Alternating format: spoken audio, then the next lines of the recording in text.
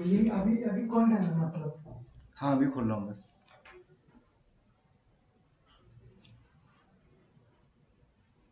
सबसे पहले सर आप ज्वाइन करिए। आप ज्वाइन कर लीजिए। ये ज़्यादा सर को ये अगर सर आ जाता कुछ।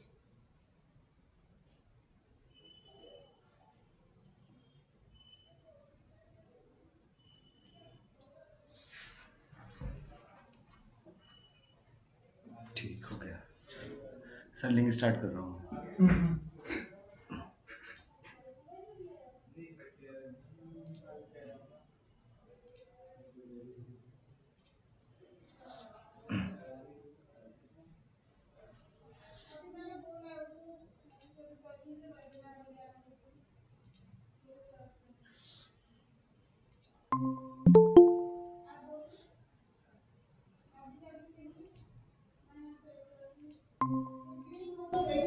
सर आप ज्वाइन कीजिए।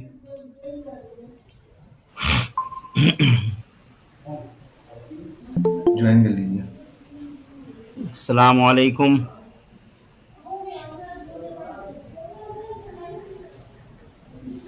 वालेकुम सलाम।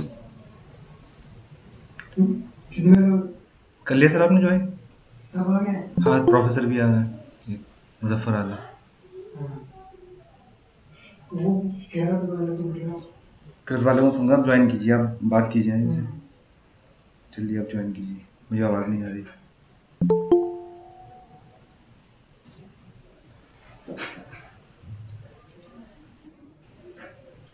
सर कीजिए ज्वाइन। ज्वाइन कर लिया आपने? हाँ भाई, हाँ भाई आप ज्वाइन कर लीजिए।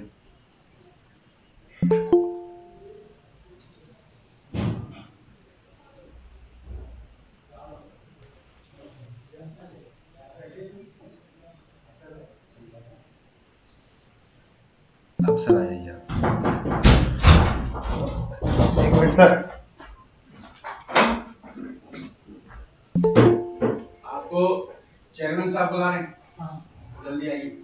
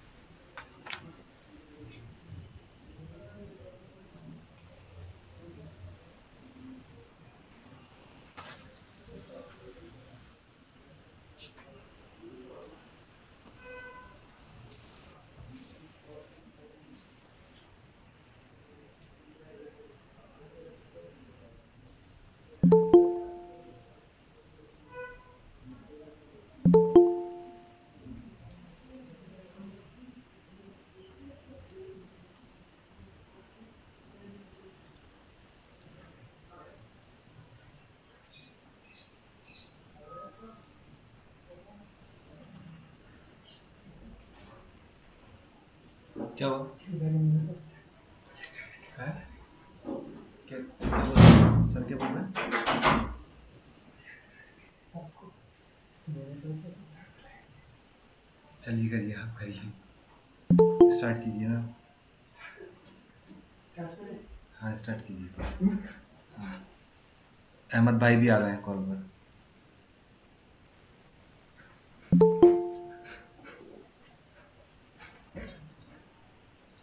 क्या करते हैं? यस सर, कीजिए स्टार्ट।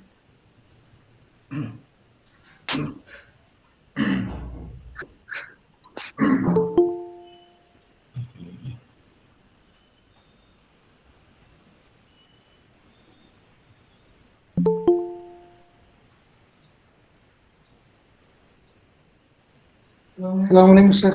वालेकुम अस्सलाम। अस्सलाम वालेकुम वरहमतुल्लाहि वबरकातुहू। वालेकुम अस्सलाम व रहमतुल्लाहि व बरकातुहू। Sir, we can start the program. अस्सलाम सर। Start program. वालेकुम अस्सलाम। Sir, can we start the program? Yes, you can.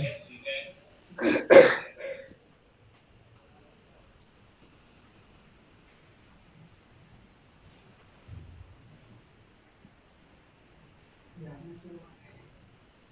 sir.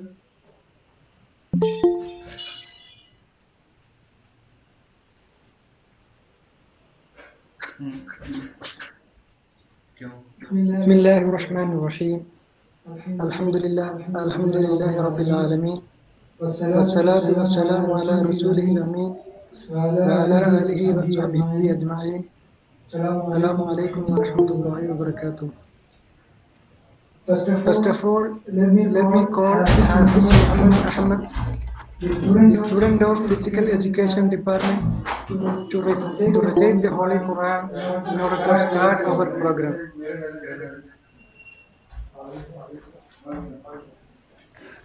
السلام عليكم ورحمة الله وبركاته. أعوذ بالله من الشيطان الرجيم.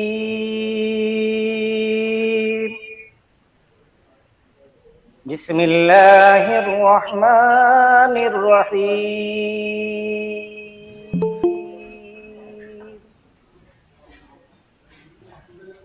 يا أيها الذين آمنوا اتقوا الله ولتنظر نفس ما قدمت لغد واتقوا الله إن الله خبير بما تعملون.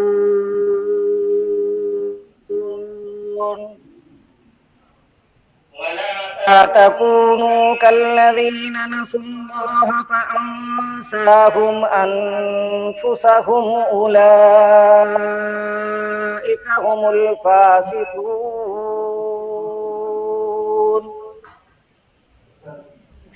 لا يستوي أصحاب النار وأصحاب الجنة فائزون. Arranged for the students on modernization and socio-cultural changes in the Arab world. I'm sure we will be enriched by this webinar.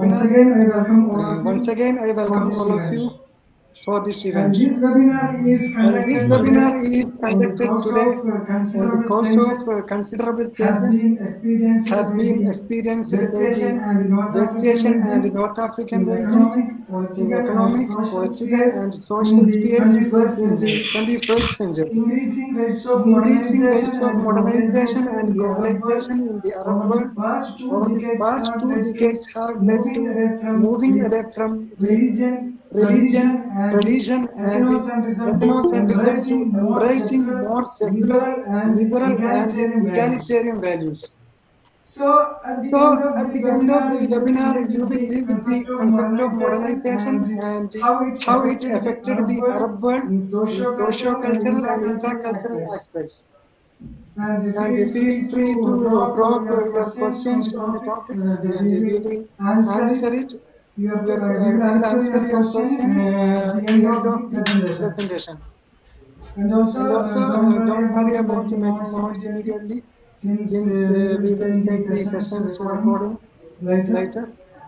So, without further ado, let me introduce you and welcome the presenters and our distinguished guests.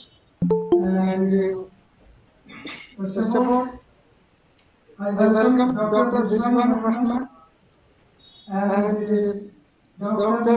Muzaffar Alam and Dr. Khurshid Imam and Dr. Anis A and Dr. Zubair PM.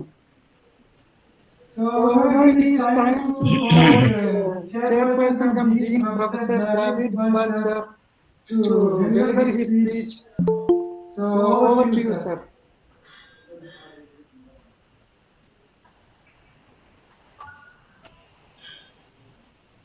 Can you hear me? Sir? Javed sir?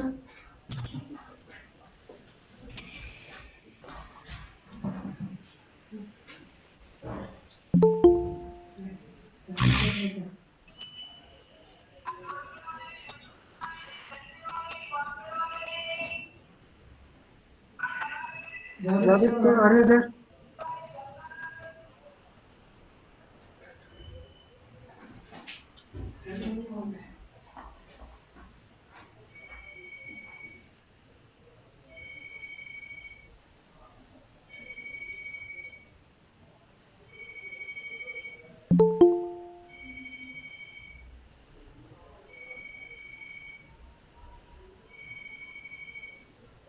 Javed Iqbal sir is unmute. Okay. हो गया. Good morning to all of you. Salam sir. Assalamu alaikum. I welcome you all to our very short webinar, which was organized. I'm sorry, at a very short notice. Anyway, but since it has been organized, so most welcome. Today's webinar is going to deal with an important theme, the current socio-economic and political changes that are taking place in the region. So now I request Dr. M.K. Riaz to begin the proceedings. Okay.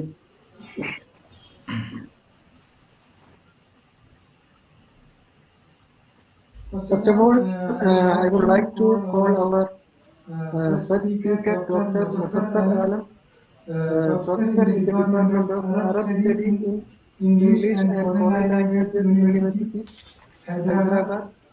He has completed his MA, MPhil and PhD from the Jain University, and he will be talking us about the social issues in the novels of Al-Salam Al-Ujaili.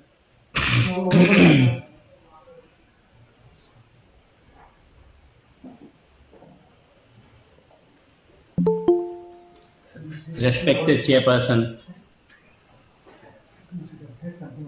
the key speakers, professors, research scholars, and participants. Assalamu alaikum wa rahmatullahi wa barakatuh. Am I audible? Everybody listens to me? Yes, sir, you are audible. Oh, yes, sir.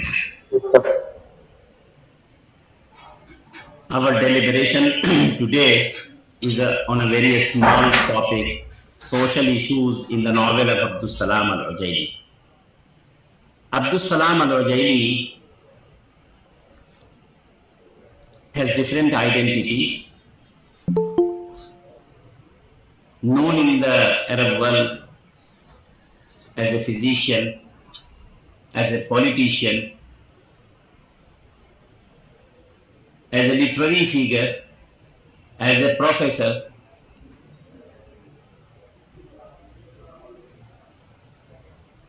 Similarly, his works are also scattered in different genres, more importantly in short stories, followed by novels.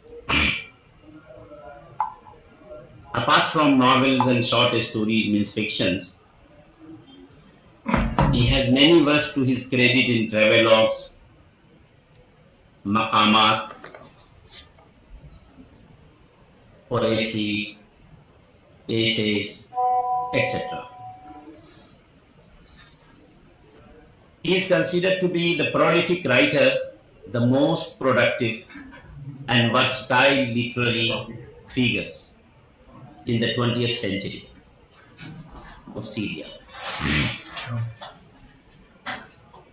His experience, both as a medical doctor, medical practitioner, as well as a politician, fed into his fictional writings, which is more often is termed as realist.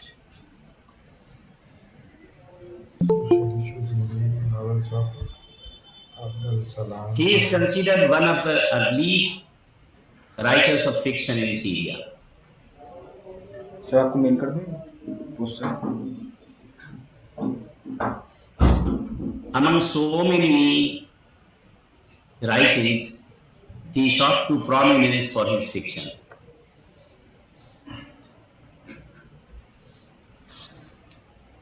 However, his preferred genre remained the short stories.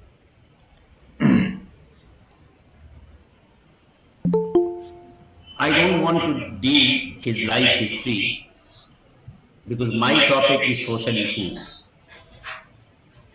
So let me focus on the social issues dealt by this novelist.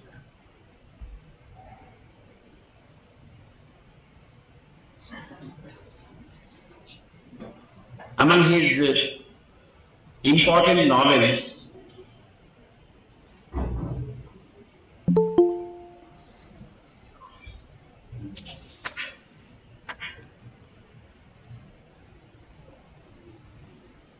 Land of the Landlords,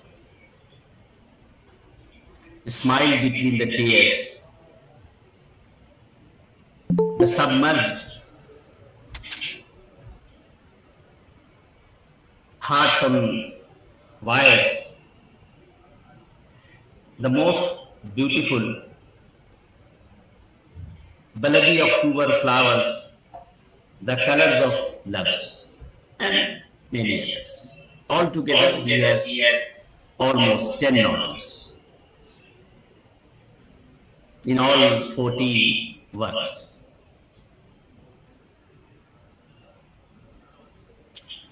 His birth synchronized with the World War First, his political consciousness with the partition of Palestine, and his entry into politics with the separation of Syria and Egypt. Altogether, these important three events form the personality of this writer. And these three important events reflected in his writing right from the beginning till end, till 2006.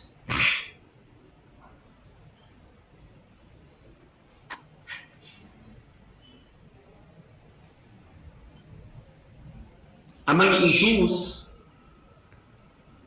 the most focused issue is suffering of the laborers and farmers, unemployment, difficulties faced by job seekers. He dealt with these issues sometimes symbolically, sometimes with clear-cut expressions.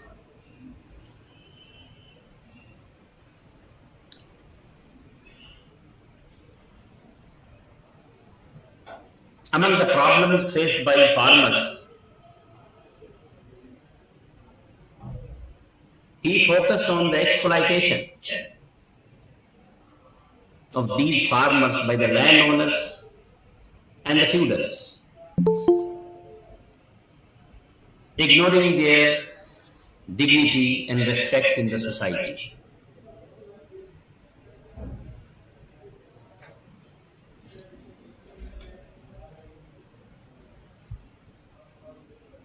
He also highlighted the women problems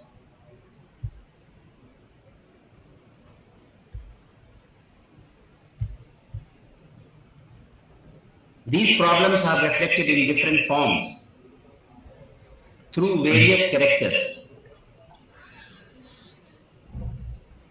like Salma in the novel of Al-Salam, Sali in the novel of Qanabil Ashbiliya, Khuda and her sisters, Majida in the novel of Qulubun al-Aslat, Khayam and her sister, Basima in the novel of Basima Bain al-Dumu', Nida in the novel of Al-Maghmurun, and Suwaidiya Maria Lina in the novel of Rasif al-Azra al-Sauda, and many others, and many other women characters in his many other fictions are projected as a sterile.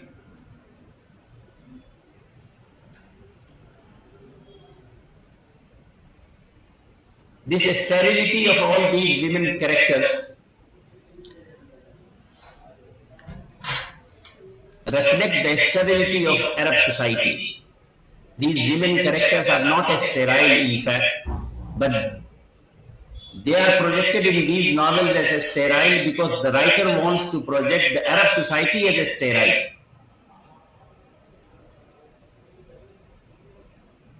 He wants to show the backwardness of the Arab society.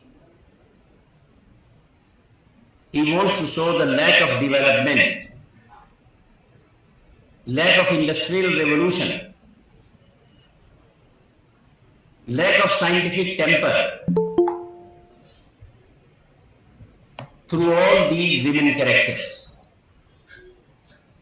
And it was all but natural because the writer Al-Ujaili lived at a time which was characterized by many calamities.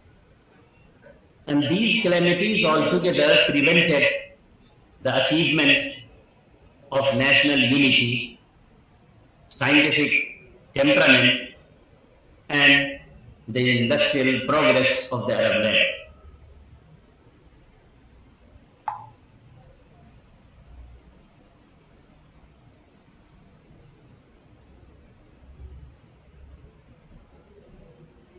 Huda, in the novel of Qulubun al-Aslaq, shows the Arabs, the image of Arabs bourgeoisie and their role in the backwardness of Arab society.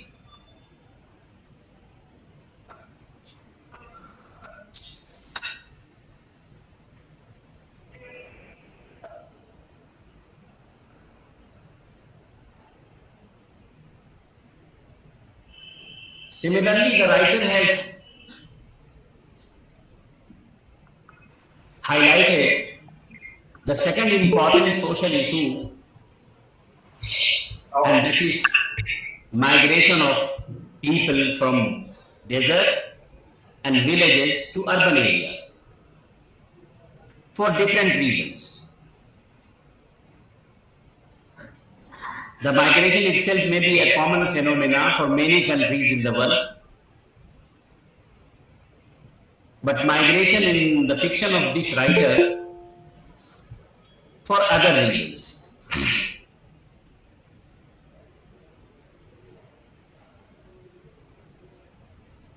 Many migrated from these desert and rural areas to urban areas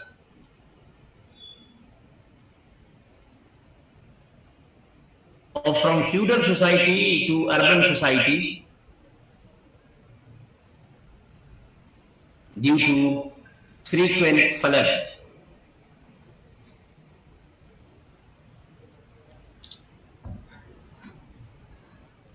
This flood problem is depicted in the novel of Al-Maghmurun, and that is why the novel itself shows Al-Maghmurun means the submerged people. The people who are submerged in the water.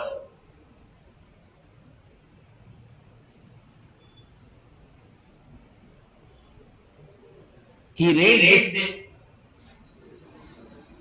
issue with the help of a character named Usman.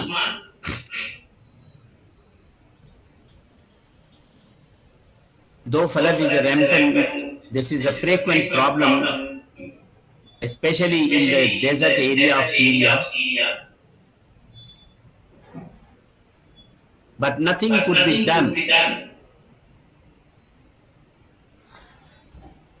to overcome this problem by the government. So this novel also shows the apathy of the state.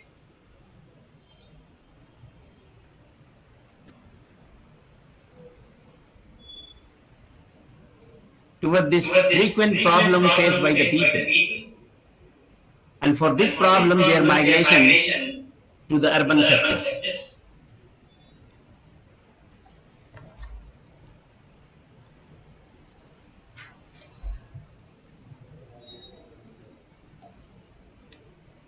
Among other issues, he also highlighted the issue of social conflict, the conflict between the feudals and the landlords.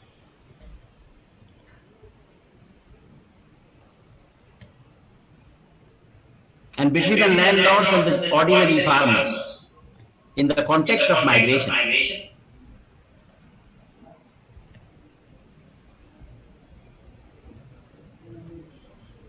The family of Imran in the novel of Qulubun al-Aslaq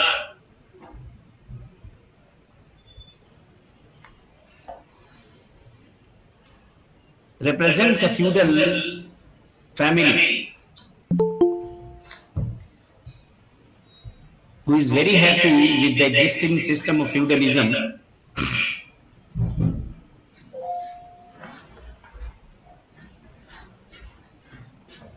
holding a vast area of land under their disposal.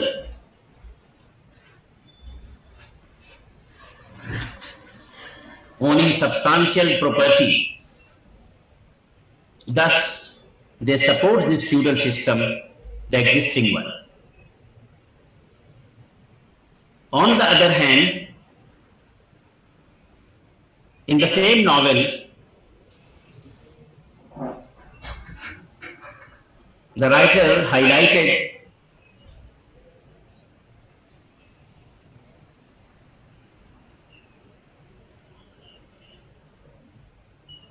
the growing problems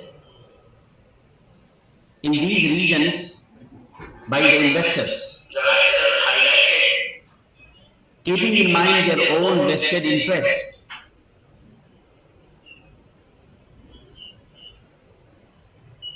Thus, it takes a shape of conflict between the investors and the original dwellers of these areas.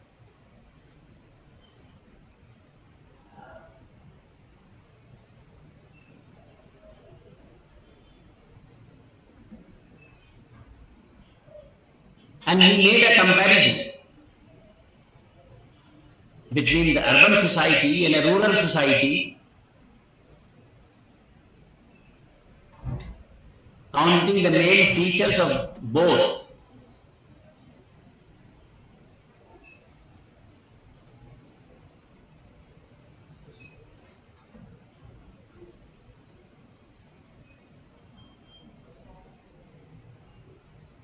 And being a parliamentarian for almost 15 years,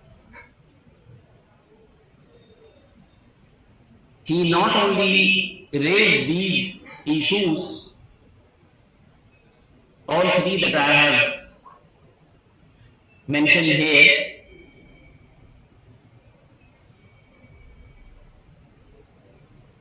through his fiction writing, but he also did a lot as a politician in his practical life.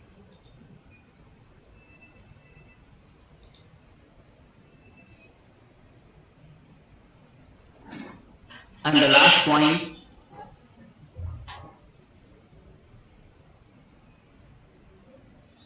his close association with the Palestinian issue.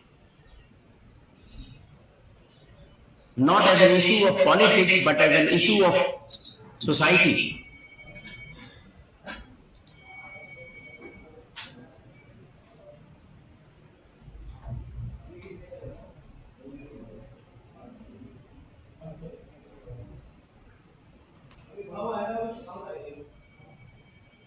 In the novel of Basima Bain al-Dumu,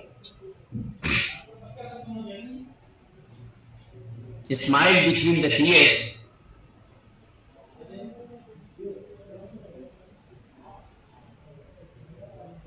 he gave a detailed narration of the suffering of these Palestinians in different Arab nations, those who migrated from Palestine after the partition of this state.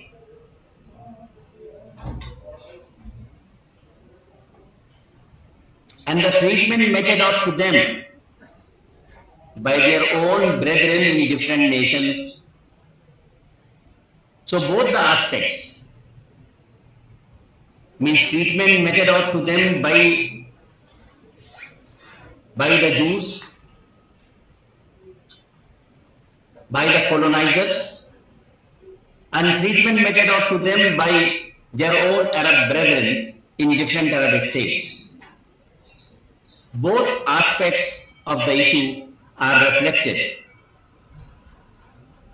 in the given novel. These were four basic issues. Among many others, I wanted to highlight in the writing of this writer, Al-Salam Al-Ujaili. Okay, Assalamu alaikum wa rahmatullah. Thank you, Professor Muzaffar Alam. Excellent presentation regarding Al-Salam Ujaili.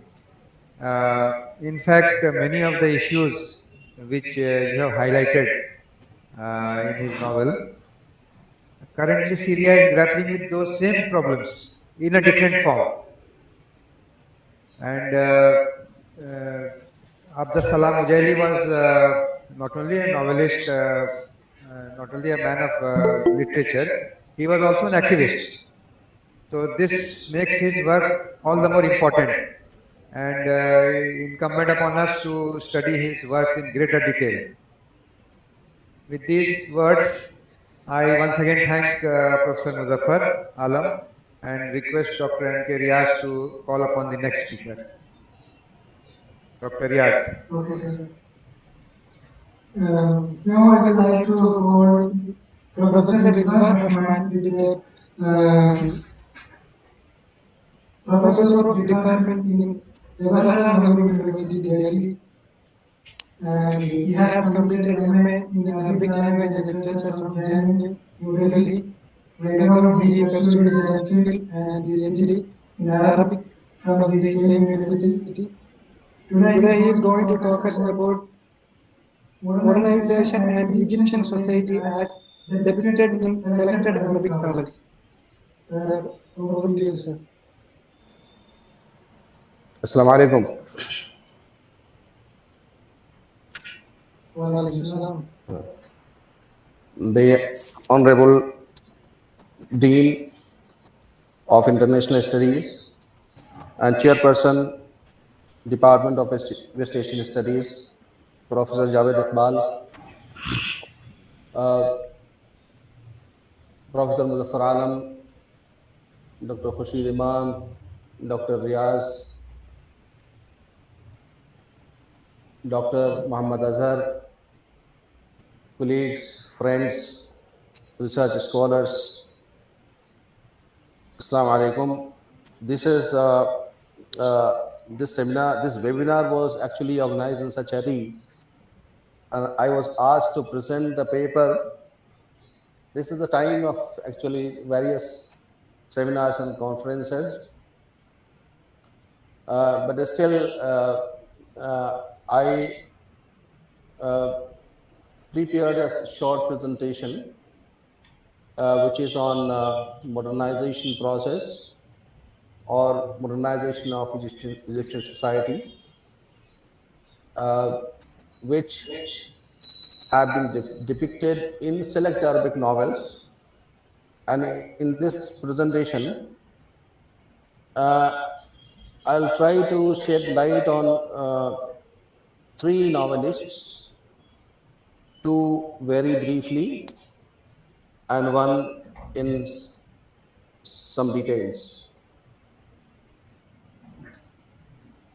So it is well known that modernization of Egyptian society begins from the beginning of Nahda,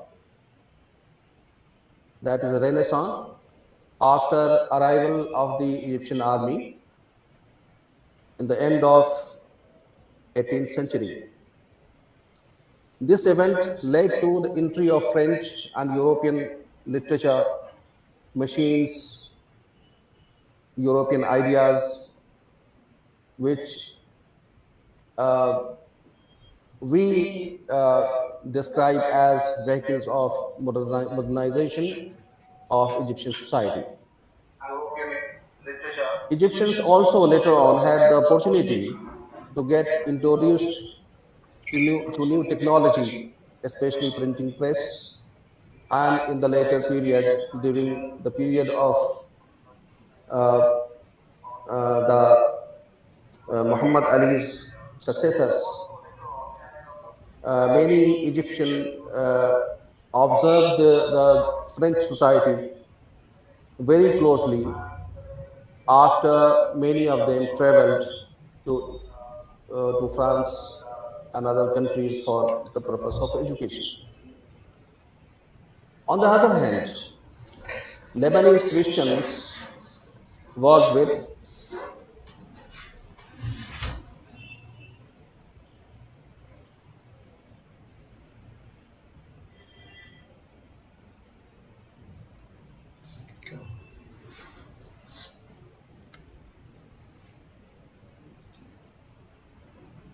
Sir, you are not audible, sir.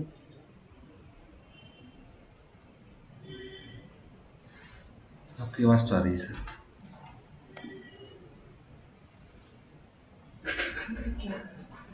आपकी आवाज तो आ रही थी sir.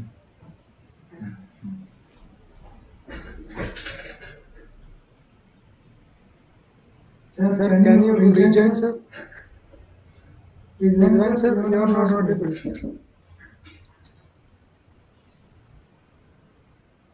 hello. Okay, sir. Is it audible? Now you are audible, sir. It is well known fact.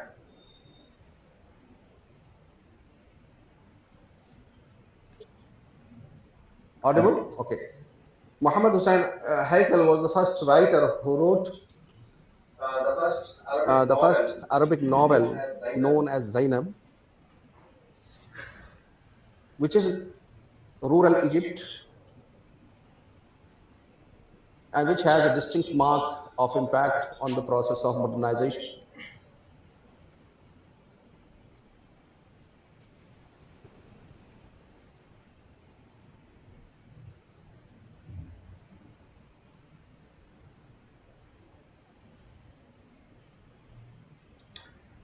Sir की तरफ से network problem हो रही है.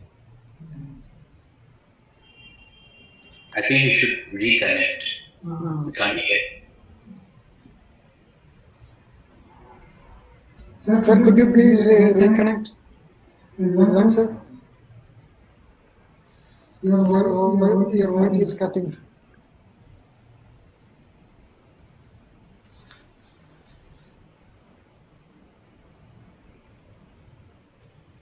Sir, unmute yourself.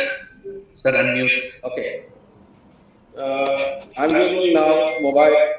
Okay, sir. Okay, sir.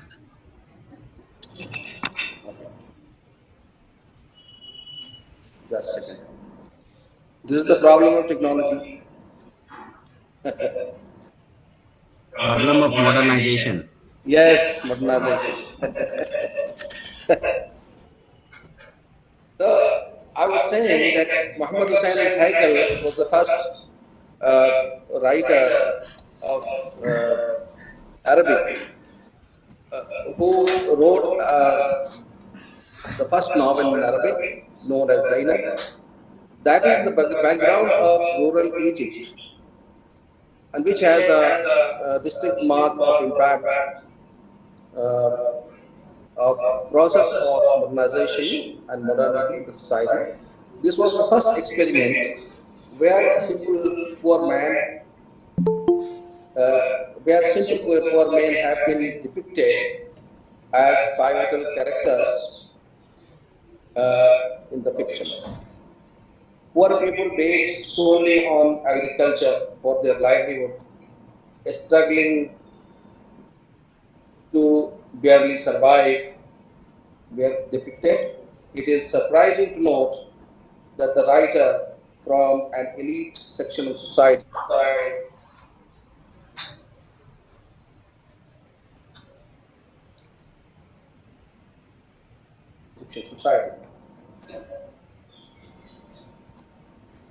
In this context, I shall also shed light on the novel of Yahya Haki that I rather call it novelette because it's a small novel, Qandil Hashim or Saint's Lamp, which has been translated into Arabic and many other languages.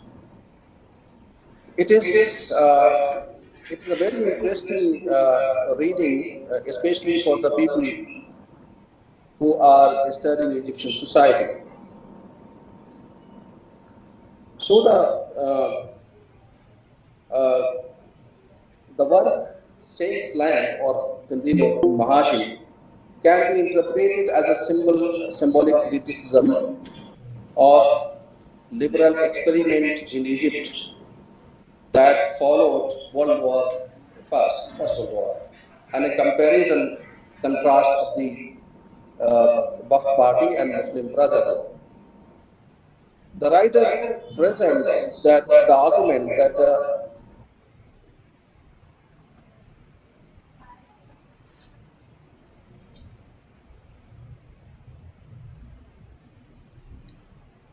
Network issue है sir ये sir बोलिएगा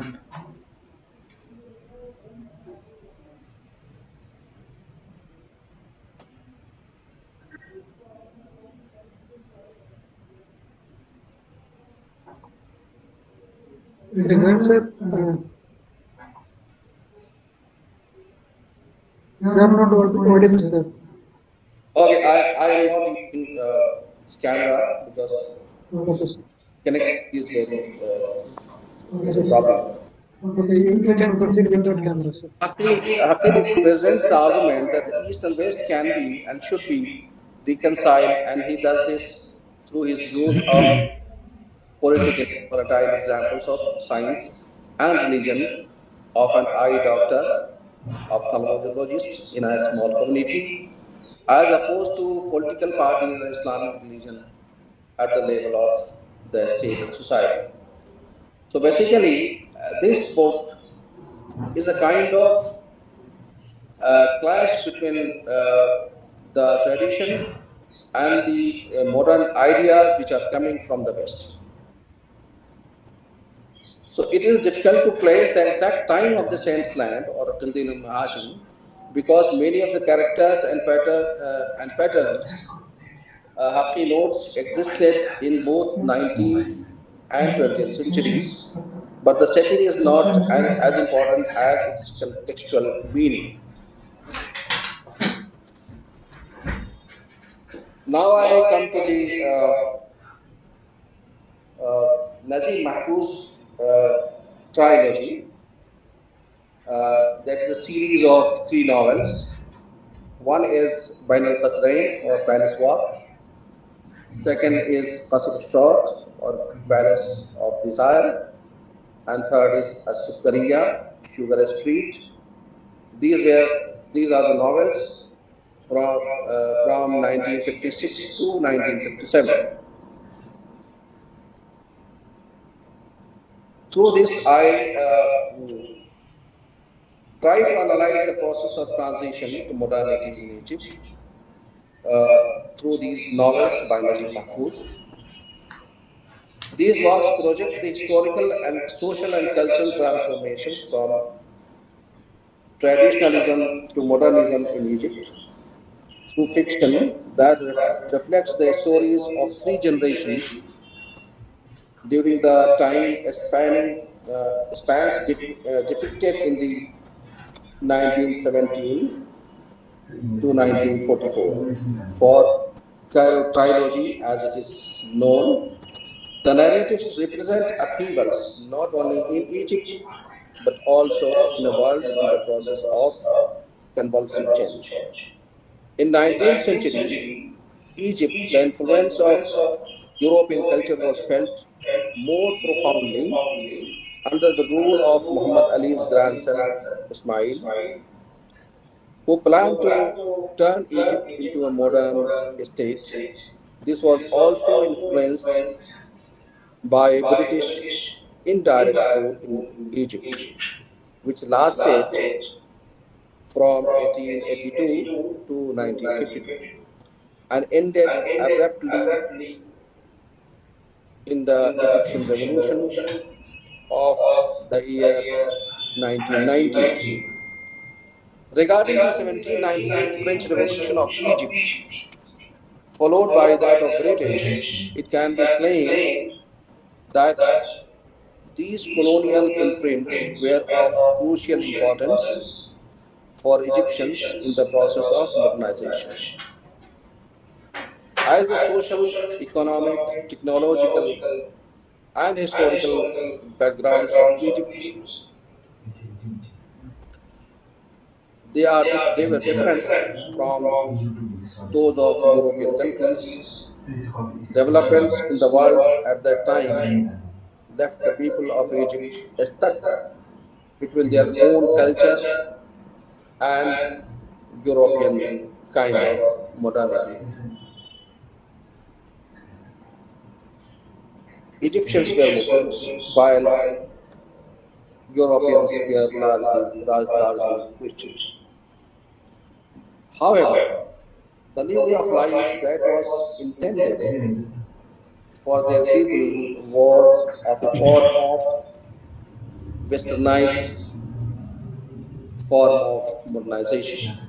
The political situations in Egypt caused society to be readjusted to meet the needs of modernity. However, modernity was understood as imitation of the West, especially by some intellectuals in Egypt, while resistance was regarded as unavoidable for people who feared to lose their own cultural and religious values.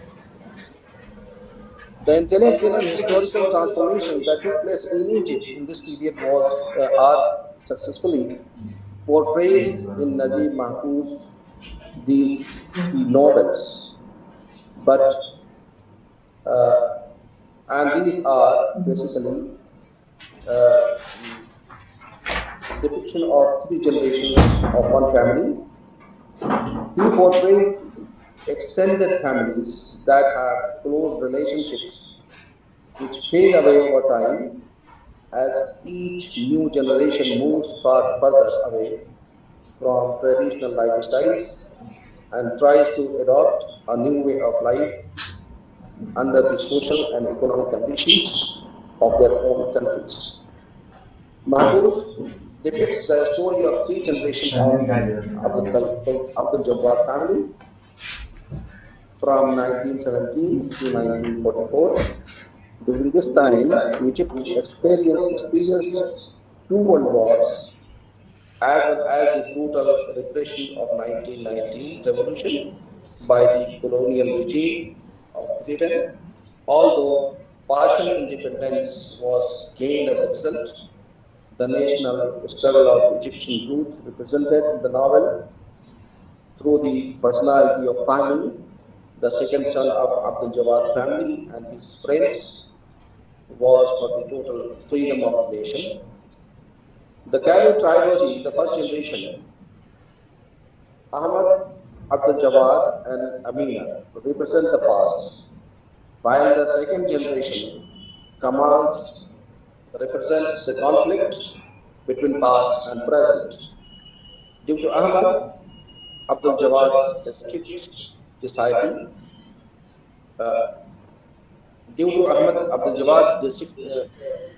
strict disciple, discipline entirely, nobody dares to contradict his decisions.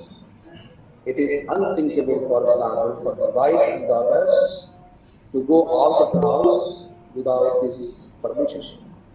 Both into such a family, the youngest son of the family, Kamal, lives through the duality of values.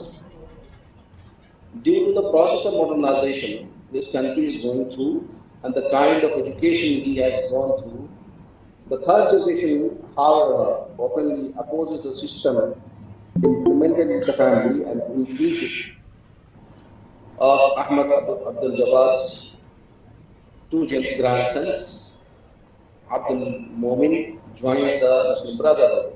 So basically, the third generation is now undergoing a struggle. They are between tradition and modernity.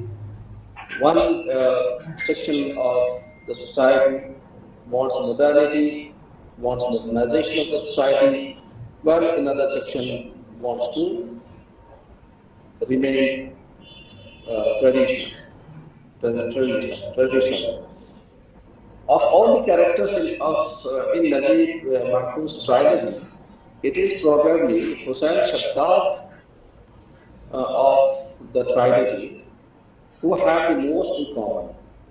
Educated abroad, Hussain Shaddad returns to Egypt despite his dislike of the Egyptian society as a result of his European education. He internalized the Europe-centric meta-narratives regarding his country, a process in which, in this work, can be described as a self-orientalization derived from Edward Said's concept of Orientalism. Self-orientalization refers to the internalization of Orientalist discourse in understanding one's own country. It is also ironic that the contrary to his expectations from life and his life Hussain Shaddad is obliged to be satisfied with ordinary job, which it has looked down for always. This book presents an analysis of the transition to modernity in Egypt,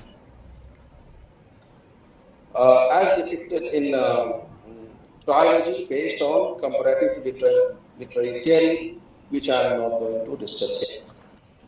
In this period of Mahfouz, Mahfouz fictionalizes the trilogy, Egyptians were directly or indirectly confronted with the impact of British occupation. This impact can be understood through the lens of post-colonial theory, which interrogates the influences of colonialism on societies and cultures.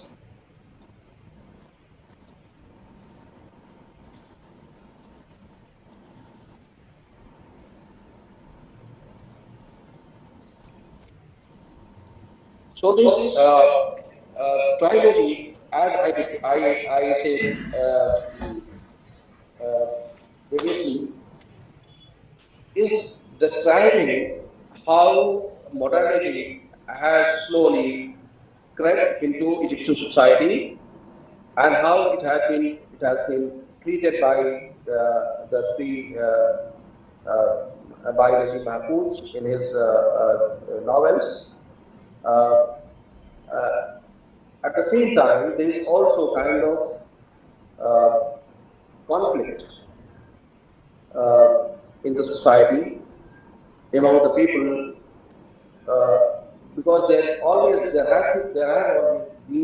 been a group of people who wanted to remain traditional in their approach and also in their actions, which can be actually seen in the novella The Saint's Land by Yahya Hassan.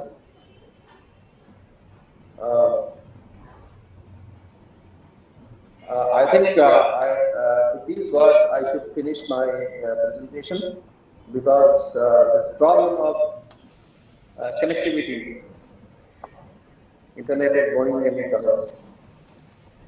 Signal is very weak. Thank you very much.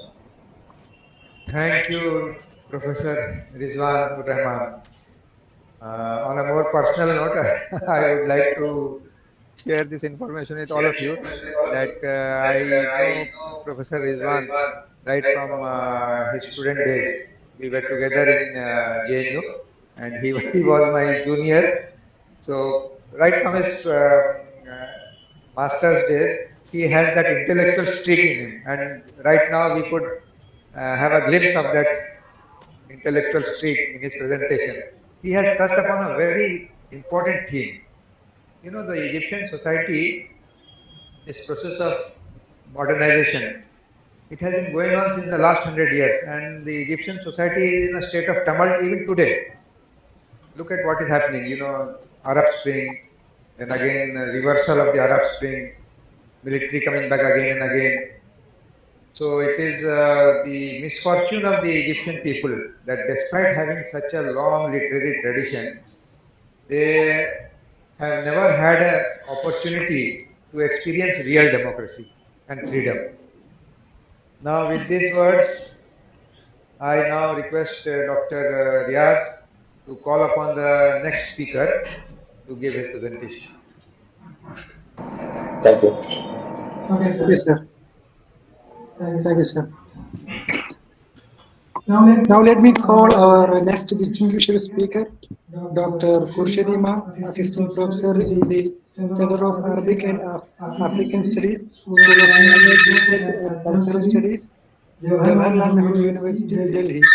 His areas of interest and specialization are Hebrew languages and culture, Hebrew studies, Semitic languages, culture and identity, West Asian studies, and he will be talking on Arab and Jews, the cultural interaction in literary space. So over to you, sir. Thank you, Dr. Riaz.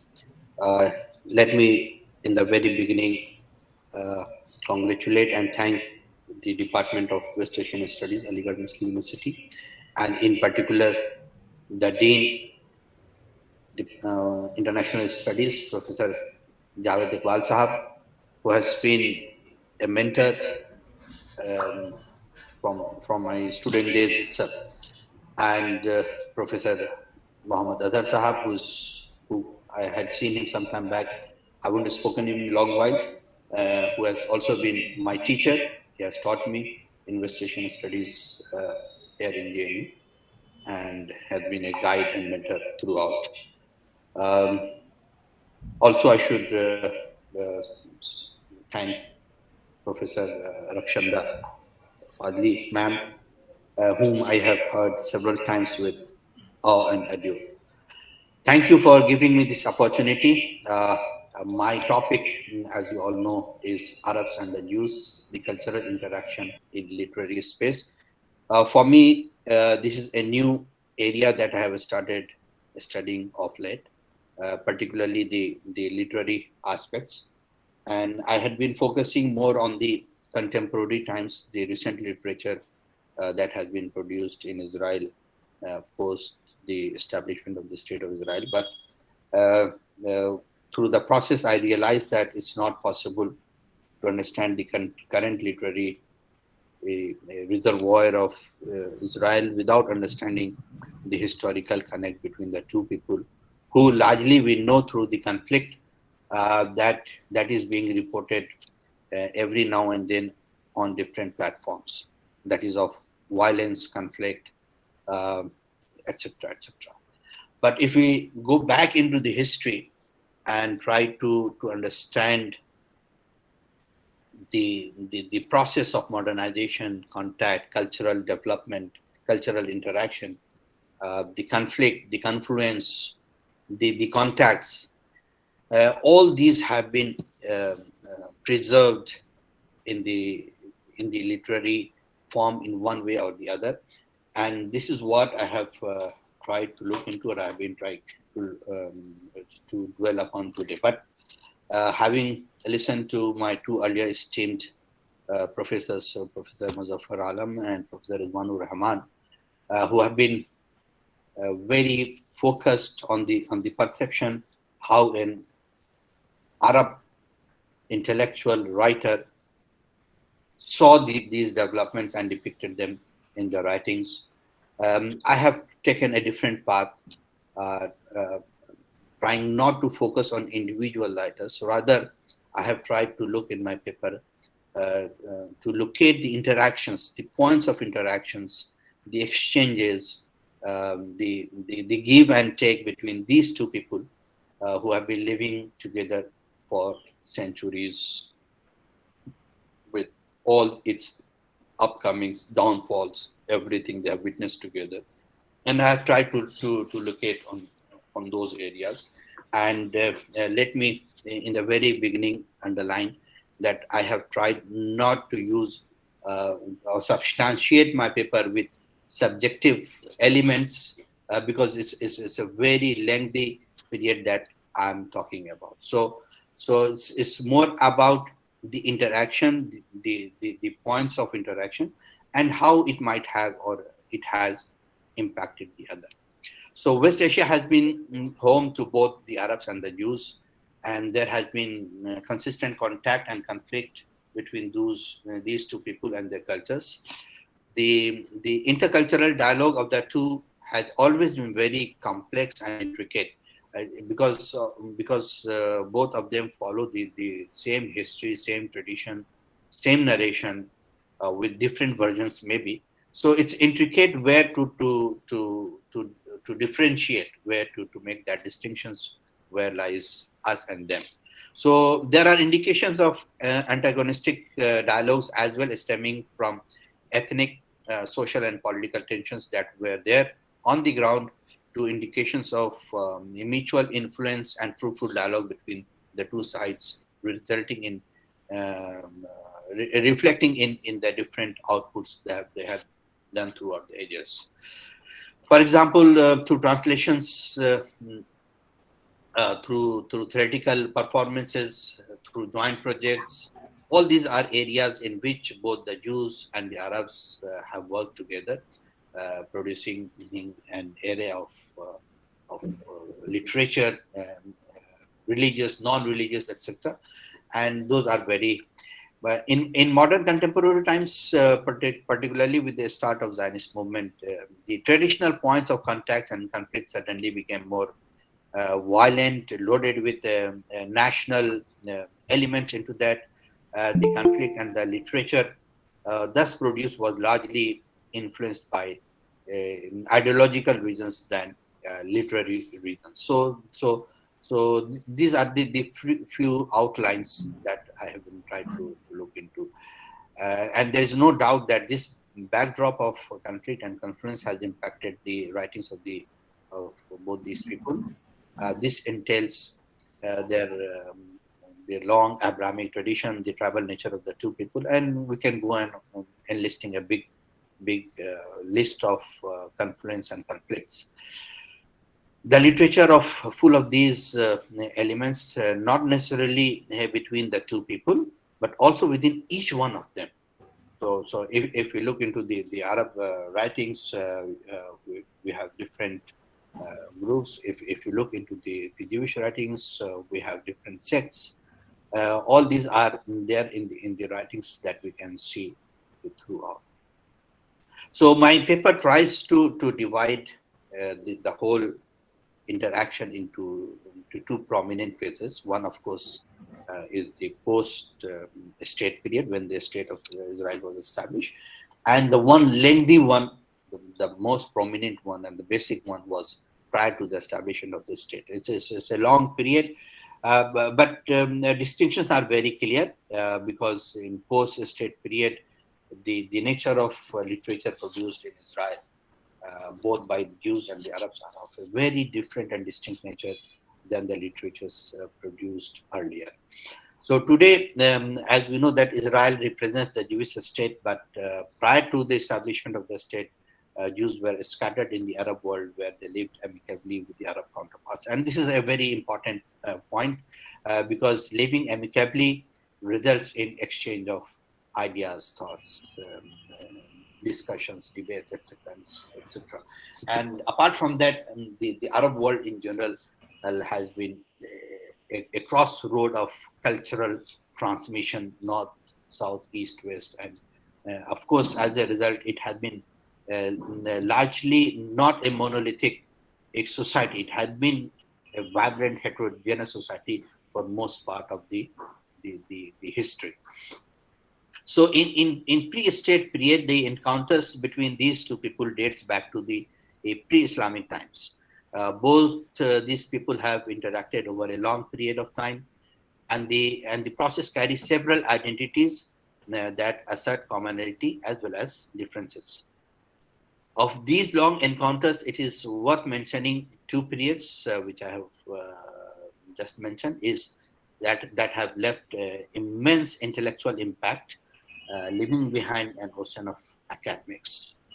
And even today, if you talk to any Israeli intellectual, they'll talk high of the literatures produced by their ancestors, particularly around the Arab world. So, and most of them were in Arabic, by the way. So the first and the foremost of these intellectual interactions is referred to as Middle Ages, wherein the Jews and the Muslim Arabs in particular interacted to produce the most interesting, fruitful, and durable result. And it was, of course, located in two territorial areas. One, of course, is Spain, and the other was Iraq. And both Spain and Iraq too were interconnected in one way or the other that we might talk of later. In Spain, with the arrival of the Muslims in the 8th century, the Jews had started an era that had immensely enriched their culture. The cultural give and take was most visible in these two places, in Spain and Iraq, because these were the centers of learning for Jewish scholarship. All these the intellectuals had moved there. The other period is, of course, the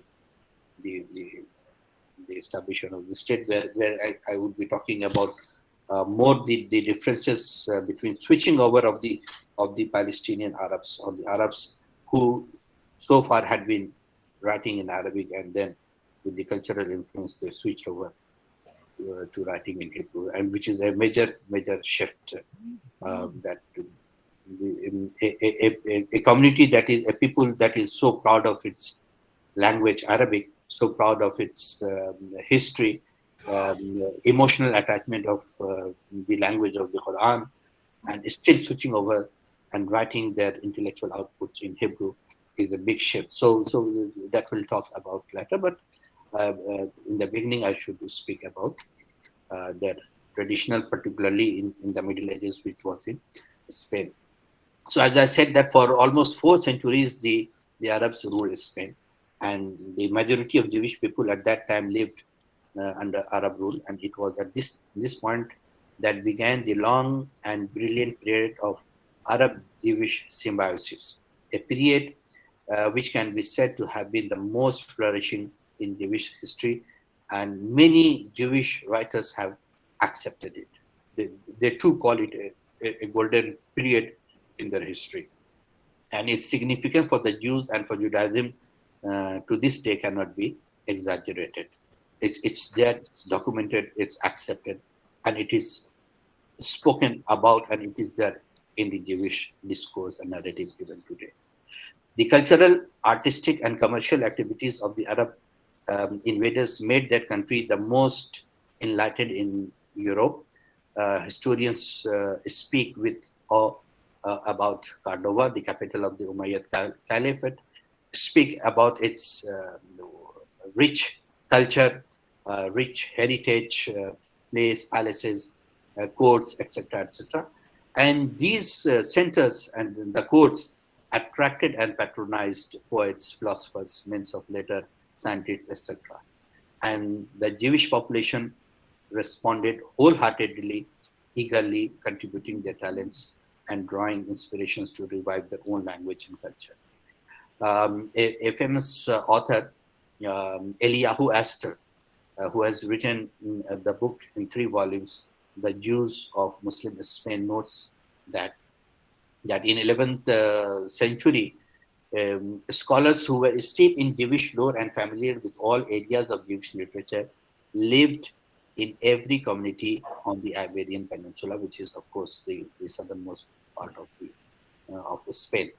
The Jewish intellectuals were deeply rooted in Arabic culture, and this was demonstrated to a large degree in the works produced by Jewish writers. The Jews tried to merge and balance the long Jewish tradition of their forefathers and that they had acquired from their Arab counterparts. So we see that despite the conflict and everything else, the Jews were open, ready to accept Arabic as a language. Um, um, the Islamic traditions influenced them to a great extent, and I will shortly touch upon the areas in which the Jews took a lot from the Arabs. The coexistence, in particularly, evident in almost every aspect of their life, economic life, because they were involved in money laundering. They worked as craftsmen, pharmacists, physicians, craftsmen in textile, glass making, jewelry. They were engaged in long distance trades, etc., etc. So Jews within the Arab dominance were active in almost every aspect of life, and some scholars have written and that they felt their destiny along with the Arabs. They presented themselves as part and parcel of the larger society, and they were for good and for bad. They had made up their mind to go along with their Arab counterparts. So in these endeavors, the Arabs and Jews used terminologies that were mutually accepted and respected. In the marketplaces, the Jews and the Arabs mixed together. They worked together. They worked in partnerships. They had joint projects, etc. So the interaction and exchange of ideas, thoughts, language was there on a very frequent basis on almost every aspects of life. And this is many scholars have given the reason why the Jews so smoothly left their ancestral language of Aramaic and very smoothly switched over to Arabic. So the Arabic became their language of communication within the community and outside the community as well. So the switching over of the language was also very, very smooth, very easy. Though Aramaic, Hebrew, and Arabic all are very close, very akin to each other, linguistically almost same. So it was very easy and smooth. But the advantage with Arabic was that Arabic had evolved, was rich, had beautiful expressions. They could express their ideas and thoughts very easily in Arabic, unlike in Arabic and Hebrew. Apart from that, the class issue was also there. The social mobility, elements of social mobility was also there. So all these elements were there that made the Jews come very close, very close to the sorry, Arab counterparts and interacted with them. So the language of Islamic faith, Arabic, was also the Arabs and the Arabic culture was also, in a sense, not very repugnant to the Jewish counterpart as they had experienced earlier in the European Christian world. So there they were exploited, looked down upon, but the Arabs and the Arabic culture was more welcoming to them, and this was another reason that they had no hesitation in switching over. So these were the other. These were the other reasons why this switching over was much easier. So by 10th century, some 2.5 centuries after the rise of Islam, Jews made a total and largely effortless transition from Aramaic to Arabic and now used Arabic not only in daily speech but for nearly everything they wrote.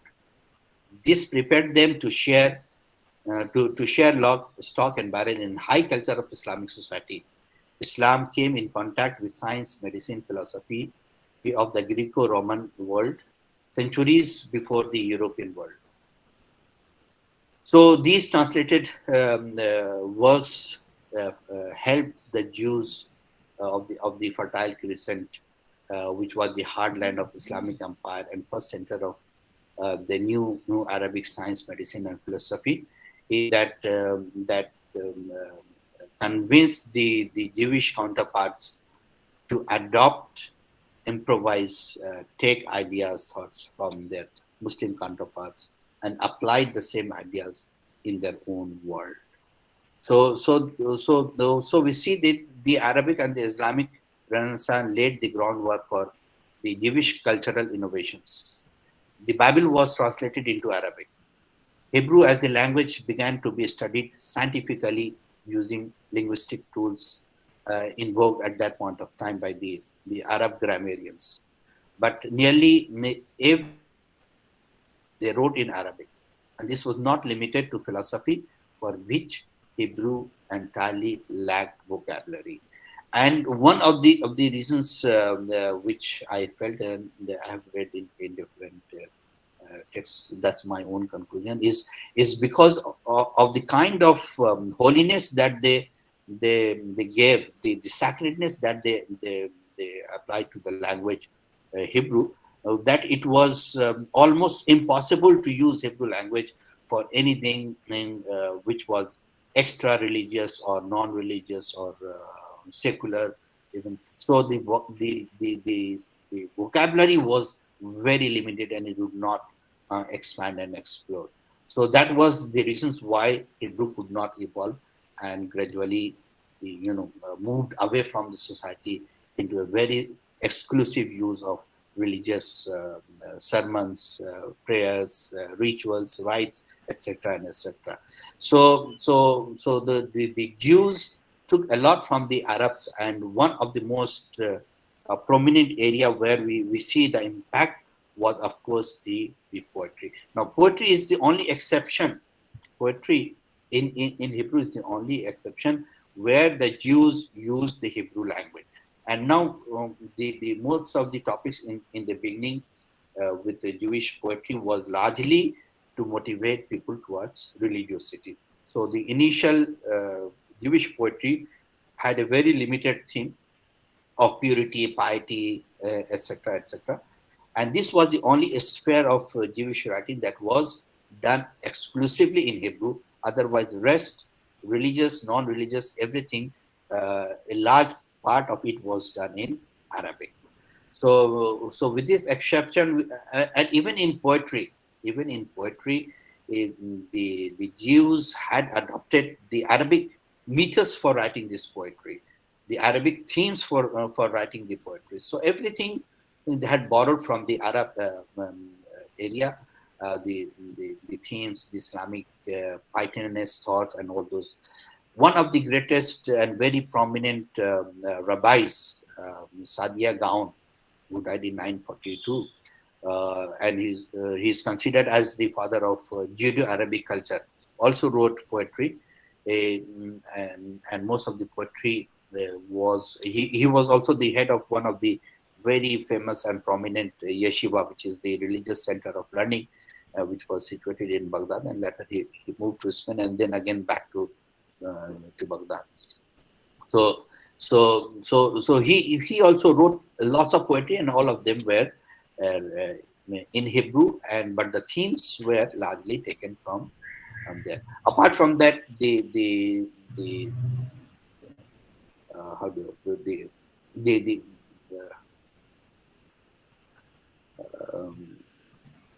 Sufi movements, a kind of Sufi movements, Sufi movements at a later period of time had also influenced the Jewish thoughts and their writings. So lots have been written about the Sufism sect kind of thing, and there was also a parallel which we see like the Karaite movement within Judaism, which runs parallel to the Shia Sunni divide in Islam, that we see that as a kind of revolt against the Sunni dominance, there was another sect or whatever the justification that was given. But even within Judaism, we see that there was a small sect that revolted against the dominance of a particular religious thought over the people, and the Karaite movement had started. It was small, but it had its long-lasting impact over the thoughts of the other thing.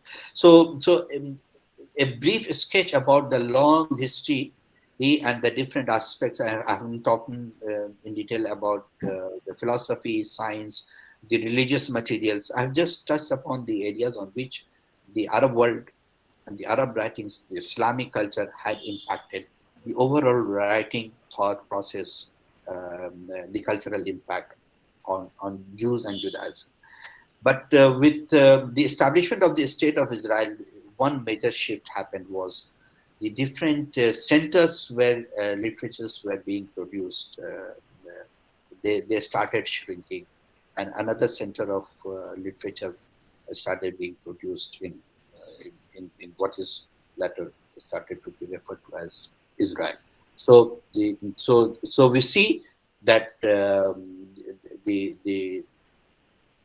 the concentration of thoughts was there, and with the kind of Zionist impact and influence, as I stated earlier, was the period with the Zionist movement had more ideological reasons of writing a literature or a piece or an article or writing a poem or writing a slogan for that matter, was more influenced or governed by the ideological reasons than it arose from the society or the reasons as a normal situation. So the national violence, the national conflict started reflecting in the literatures of these people. But that too was very short-lived, and over a period of time, once the state of Israel became more settled, more established, we see also a change there, wherein Israel started opening up to other areas, to other topics, to other subjects,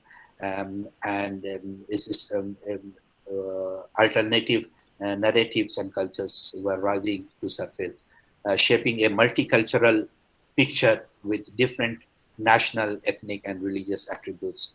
Among them were the cultures of Palestinians, the Mizrahis, migrants from the former Soviet Union, the migrants from Ethiopia, alongside other cultural groups such as women, religious Israelis, gay and lesbian groups, etc., etc. So once the state was established, it had gained power. It was more consolidated. We see that the literature too evolves into a more open area of writing. But once we talk about all this openness, we also see a shift, because earlier it was referred to as Jewish literature, Jewish writing. Now it had been renamed as Israeli writing. So once the scholars started addressing it as Israeli literature, the earlier literature that was referred to as Jewish literature did not fall under this purview of literature, and there have been debates going on around that. The second important aspect that I would like to underline here is that even within the Israeli literature, the literature produced by the Palestinians or the Arabs of Israel was eliminated out of that. So that didn't form the part of the whole literature that were produced in that area. So these are issues were there, where we see that the conflict, despite having contacts, the conflict was more dominant, more represented in the literature than the contacts. So all these are elements that we see in the literature of that place. The multiculturality of the state of Israel, of course, comprised of all these, and the study of multiculturalism is unique given its unique situation. There and once we do the survey of the literature, we find that there are different layers of identity that these people carry. And for example, the Palestinian citizens of Israel were and are still defined by vague terms such as refugees, Israeli Arabs. The term Israeli Arabs create a link to a certain community and history. Some other terms like Palestinian Israelis is no less problematic because it emphasizes the conflict between the two nationalities and stand almost as an oxymoron. So all these items are there. In one of the novels, there is a narration between two people, one Arab and one Palestinian, and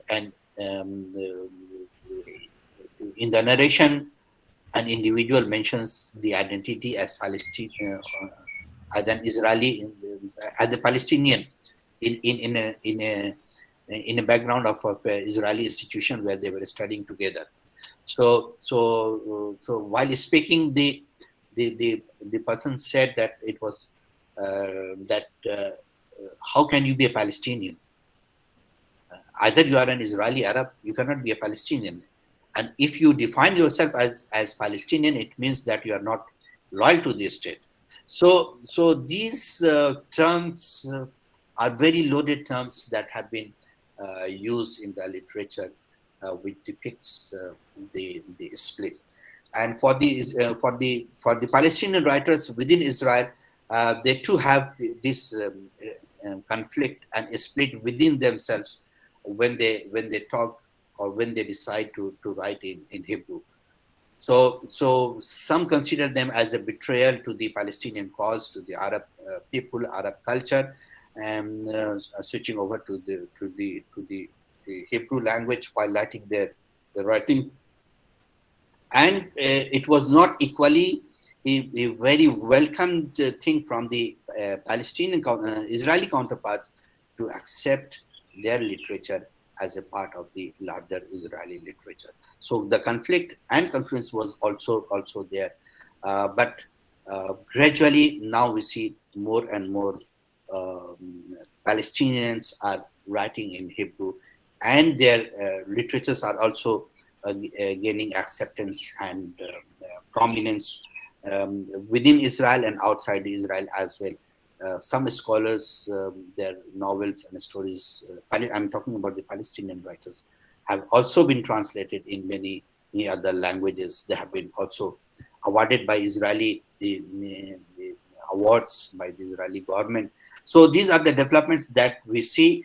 If that the normally the Jews and the Arabs that we know of the conflict and everlasting conflict between them had also had a period where they lived, interacted, shared, and there was a lots of give and take both in intellectual level, theoretical frameworks, writings, and then we see the conflict rising and reflecting in the literature, and again we see a new openness. So there has been a long history, and there have been ups and downs, and this is what I have tried to locate, give a framework in which this relation of modernization and socio-cultural exchange could be studied. A lot have to be done in this area, and it remains to be explored. I thank the West Asian Department for giving me the opportunity to share my thoughts on that. And at the last, I would also say my last thought for reminding, thanks to the West Asian Department for reminding, because most of the speakers are from language background, and for reminding us that we have a lot of other things to do outside the School of Language and Literature. We have a larger role to play in the society in West Asia and other socio-cultural events. Thanks for reminding us that responsibility as students of language as well. Thank you, sir. Thanks for giving me the opportunity. Thank you, Dr. Khurshid Imam. And Thank you, sir. in fact, we received a lot of knowledge from your presentation. It was illuminating for us and for our students and all the participants. In fact, you have touched something which is untouched and which is not in the common knowledge. The common knowledge only hovers around the disputes. Common knowledge only hovers around the conflict. Whereas you have charted a new kind of intellectual course, intellectual research, in which you have given an idea where different communities, different nationalities, a kind of multinational existence is possible under the various frameworks. So I wish you all the best that your presentation expanded and comes in the form of a book so that we are fully get full benefit of your research. And with this I request again thank you again, and Thank with you. this I request Dr. Riaz to please invite the next speaker. Thank you. Thank you, sir. It is my pleasure to call our next speaker, Dr. Anise, Assistant Professor in the Department of German, University of Kerala, and who was also served as the Assistant Professor in Foreign Language Department in Aligarh Muslim University. And he will be talking on a cross-cultural reading on Arab-German relations. So over to you, sir. Hello, Riaz. Can you hear me properly? You are audible, sir. Okay, thank you. Respected Chairman, moreover, Dean, Faculty of Master Studies, Dr. Professor Jawaharlal sir, and Muhammad Azhar sir, then Dr. Muzaffar Alam, who is a professor, who is my professor, below professor at the EFL University, and Khurshid Rizwanur sir from JNU, and Khurshid Alam sir from JNU, and my friends and my colleague, I can to some extent describe him as my colleague as well, Dr. Zubair, and moreover Riyaz, Dr. Riyaz, and my dear scholars and students. It is a great honor to be part of AMU again, even as a keynote speaker, being a keynote speaker or a speaker in a webinar which is being conducted by Department of Education Studies, Aligarh Muslim University. And here the topic I would be dealing with is cross-cultural reading on Arab-German literature. We have been listening to the discourses by various professors. The modern values and ideas, how are they being inculcated in the Arab societies?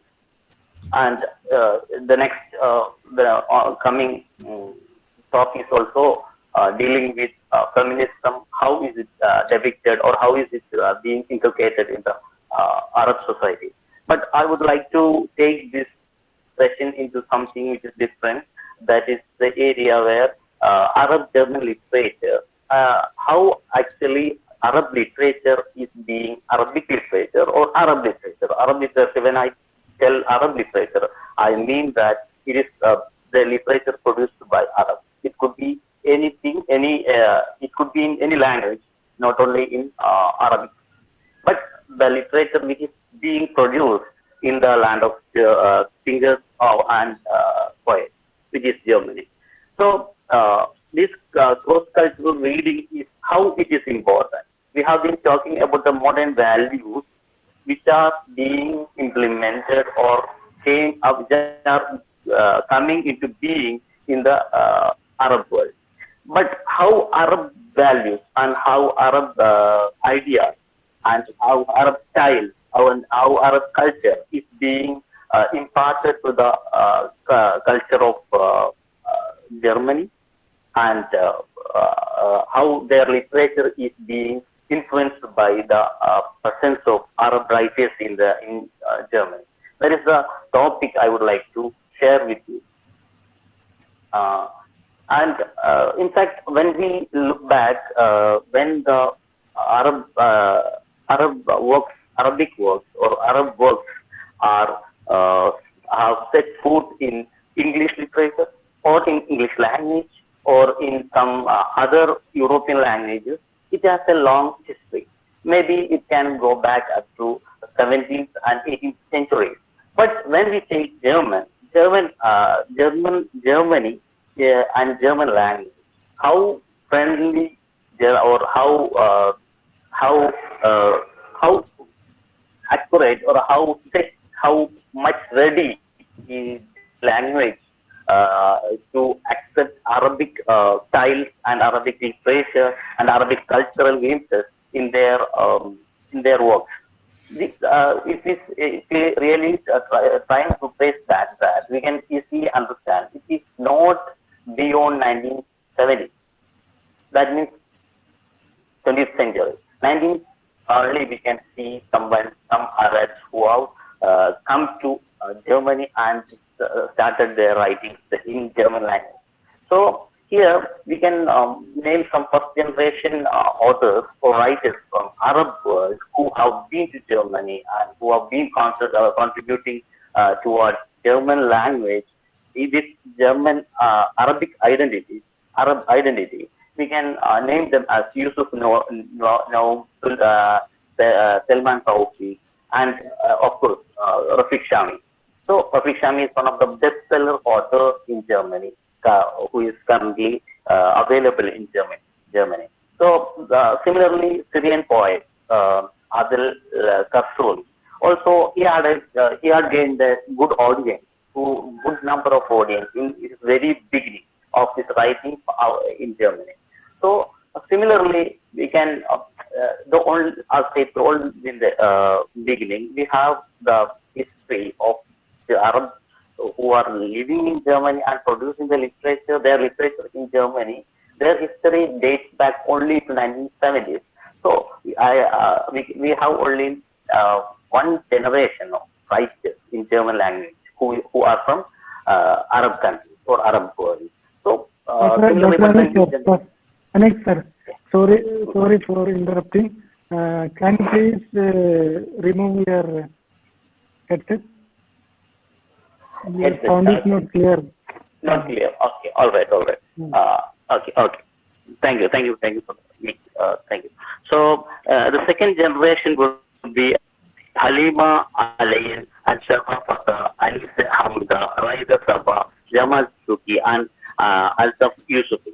So these are the second generation we can call, and they are being the first generation. We can see them mostly in the phase of writing literature in terms of fairy tales and short stories, novels, and all. But the new generation who are being part of even music and music bands, new collective ideas and new initiatives to have more cultural integration, okay, rather than being their own identity, rather than keeping their own, maintaining or sticking on to their own identity, they are trying to be merged in the society of Germany.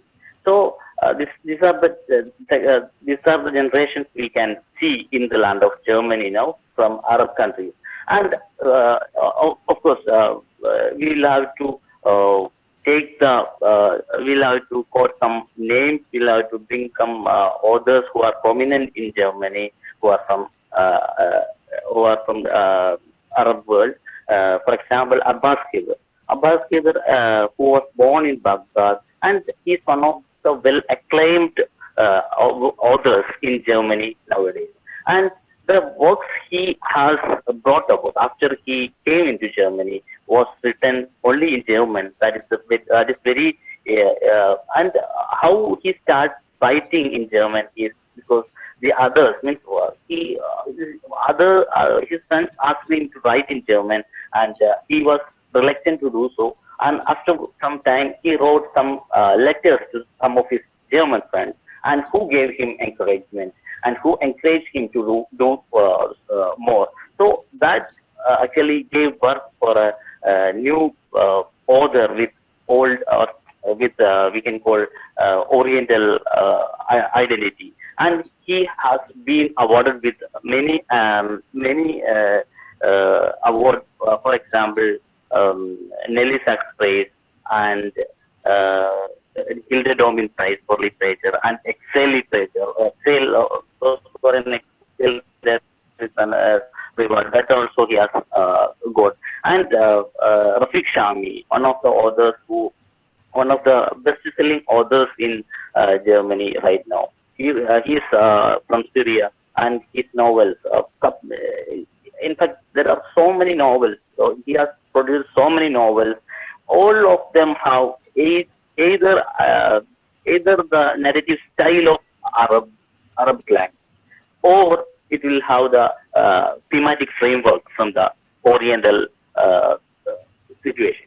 So some of his works I can tell here, but I don't think it is meaningful here. But we will have to go. Once we go through the titles of their works itself, we can find that how Oriental they are, or how much they are still into the cultural premises of the Arab world and Oriental culture. So that these names we can mention at the end of our discussion. So moving on, we have I'll list out some names. I'm not going in detail.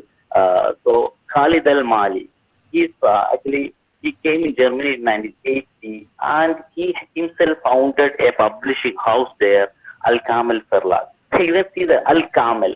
So it is camel in fact, Al-Kamel. So this is such a fusion of expression they have. So they are trying to get integrated in the land of Germany. So the new culture and new style of narrative, these are the new things they have produced, or we can call them, we can ascribe them as their contribution, new style of the narration. So we'll come into that, means the special features, how would they write and how did they influence the German authors. That will come in the later part of the discussion. And I would like to mention two more authors who write in German, who are from Arab countries. Ghazi Abdul Qadir, Ali Abdul Qadir. So he is making his contribution towards Jugendliteratur. In German we call it Jugendliteratur. Actually, youth literature for children literature. He is one of the authors who has been accepted all over the German land. And Teroko Fatah. She's actually Kurdish. She's also from Iraq, having Kurdish heritage, and she has won many literature awards. For example, Literatur Prize, Aspecte Literatur Prize in 2001, and most recently, she has got Adelbert von Chamisso Prize, Staatsschreiber von Bergen. So many awards she has got recently. So how much they are being accepted in Germany? This whole such famous awards being given or being awarded to people who are from outside Germany, that is not from the organizations set up by Arabs or any other migrant society in Germany. It means they are being accepted in Germany.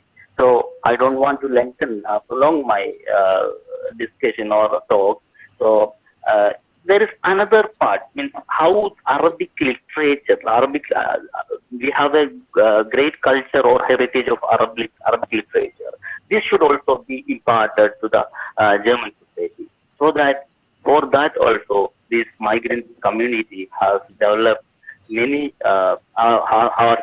This migrant community has founded many organizations and publishers, or so there they are doing so many such contributions. So last 2021, even though it was not a promising year for global community, they have contributed. They made the translation of 542 books from Arabic to German. So how active they are, it denotes or it shows how active they are in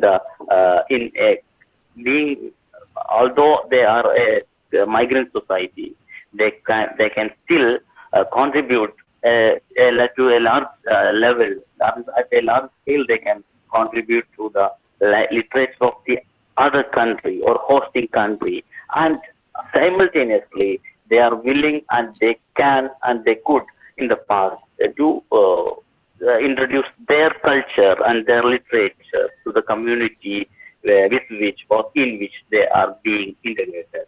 So here we can see some of the prominent translators. Harmut Heinrich Doris Kilias, Larissa Bender, and Sandra Head, Haken Oxan. So all these names we can, and with the help of Arabs, they are translating all the books we have mentioned. So there is such an integration when it comes to the hosting community and the guest community. So both the communities work together and producing and giving and taking the cultural and literature, wealth of literature and culture, and they are exchanging their ideas this way. And moving on to some organizations, cultural and literature related organizations which are founded in Germany by Arab people. There are more, but I would name 3 or 4, which will actually the name itself will tell us a story or the history behind it or the background behind it. For example, Deutsche Arabische Gesellschaft, a German Arabic Society.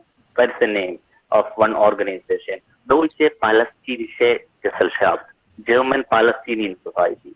Bundesverband der Syrier in Deutschland, the organization of Syrians in Germany. Arabic literature in Berlin. So that is an organization in Germany. So they are also doing, all of them have their own cultural identity along with them. And they still want to stick on to that. While we can see some of the values and ideas being given from the other end. Those who are staying there, this community also contributing towards the other end. So we can see there is a publisher. Called West Ostlicher.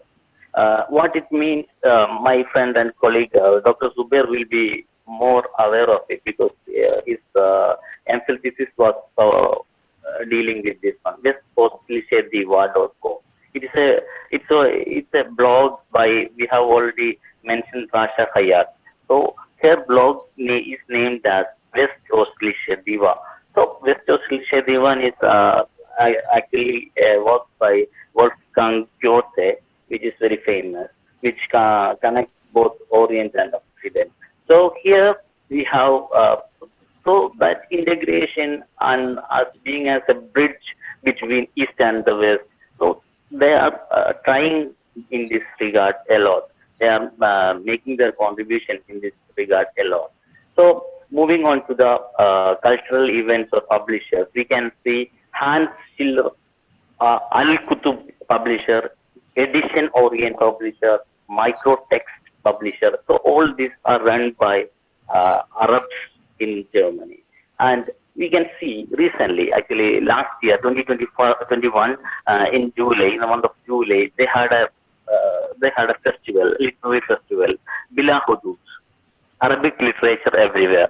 It's there. Till now, we were discussing about the modernization of Arab world. How far more Arab world has been modernized.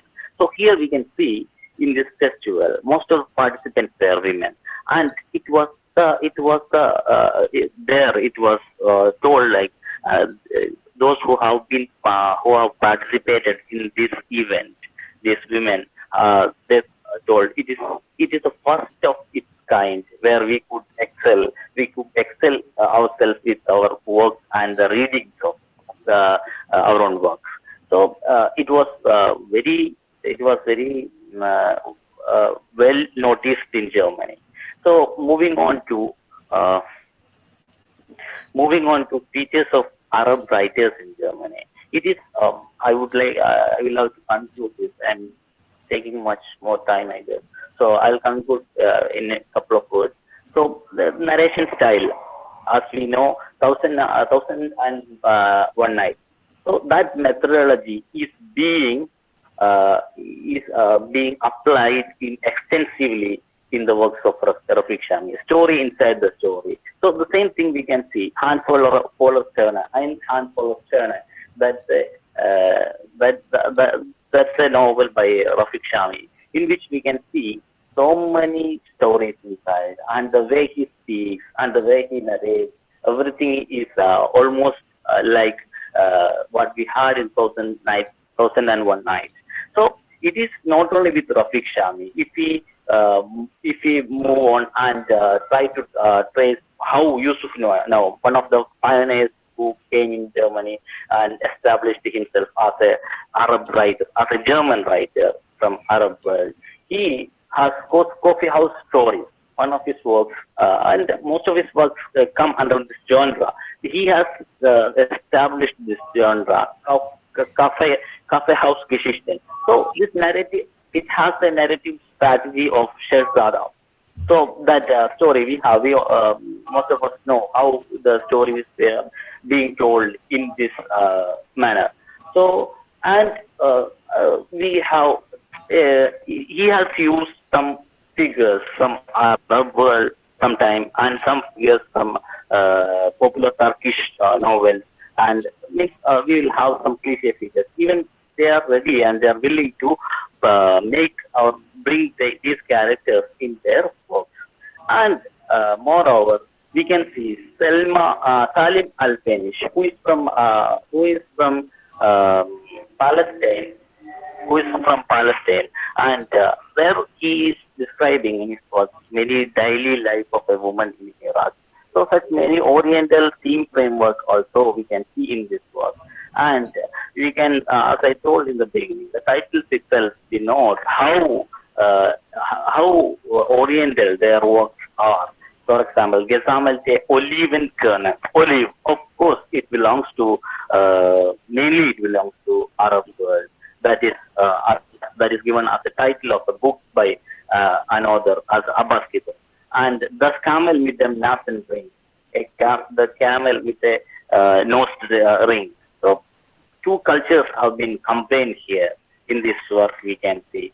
So this way they are being integrated on one hand, and they are being integration will be the word which will describe the whole scenario properly, because it is giving and taking both the ends. So and how the discussion always how influential the presence of these authors in Germany. It is a discussion of German authors always. Even the books they have brought about, the German authors means authors from German origin, authors of German origin. They have the books, for example, the old box trick on the merry-go-round of identity debates. Okay, by Mitul Sayan, and Judith Herman. So such current authors, even in their works, we can see many glimpses of this Oriental writing style, and you can see the style they write. Means many rhetoric elements are being used not in poetry but in prose. That is, of course, one of the characters of Arabic language and literature. Means while writing, they use this as much as possible by some authors, but not for everyone. So this way, both the ends are being part of the culture and literature of each other. That is what I was trying to derive. So once again, I would like to thank the Department of Asian Studies, and it is really, really a pleasure to be part of AMU again and again. Thank you all. Thank you, Dr. Anis. You gave us a presentation which, of course, which was very new to us, and it was very refreshing, very well prepared, and I wish you to continue doing research on this subject, which would be useful, very useful for students like us in Asian Studies. So with this, I request Dr. Riaz to please invite the next speaker. Thank you, sir. Now I would like to call our last speaker, Dr. Zubair PM, Assistant Professor in the Department of Foreign Language, Aligarh Muslim University, and he will be talking on the Arab feminism, a paradigm of cultural dichotomy. So over to you, sir. Thank you very much, Riaz. First of all, I wish you all a wonderful day ahead, and I express my heartfelt gratitude and thanks to the organizers of this seminar, especially our chairperson, Javed Iqbal Saab, and faculty members, Professor Muhammad Azhar Sahab, and Rakshand Ma'am, and other speakers in the program, especially my supervisor, my beloved supervisor, Muzaffar Alam sir, Rizwan sir, Khurshid sir. And it is a honor, of course, to share the podium with my supervisor. And I'm happy to inform that the topic I'm going to speak today is taken from my PhD thesis I have done under Professor Muzaffar sir. Let me share my screen first.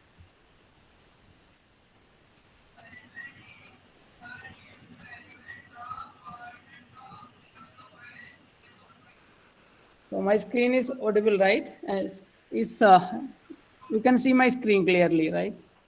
Yes, sir. Okay. So the title of my paper, actually we are already running out of time, which is already 1 o'clock.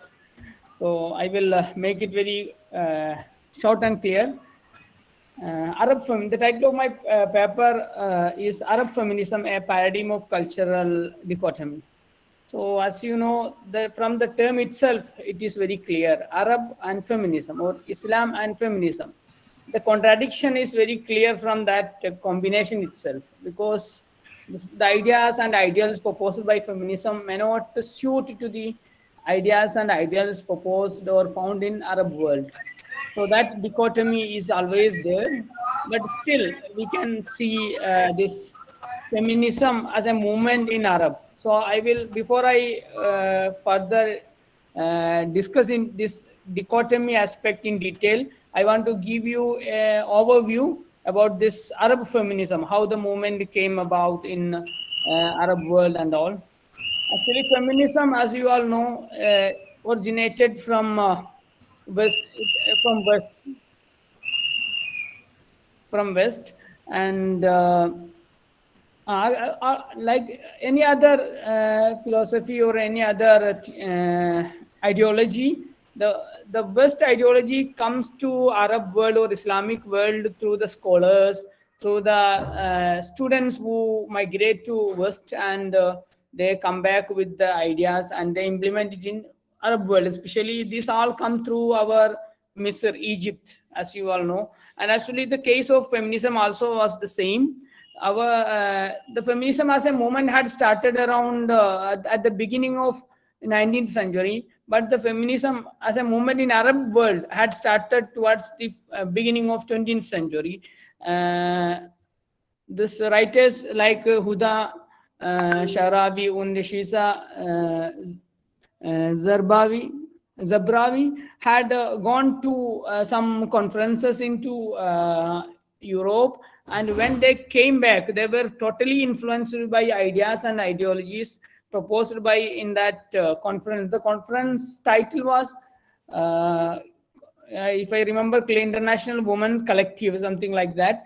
And once they came back into Egypt, they had publicly conducted a program taking away their hijab or their niqab. So in this current context, we may very clearly relate to the idea of hijab and all. So this all started with this movements taking away of hijab and all. So actually, as a definition, we can say the feminism as a belief in and advocacy of the political, economic, and social equality of the sexes, expressed especially through organized activity on behalf of women's rights and interests. So that is the basic. And the origin of feminism actually as a movement came a bit late in the West Asian areas, especially in Iran and Iraq.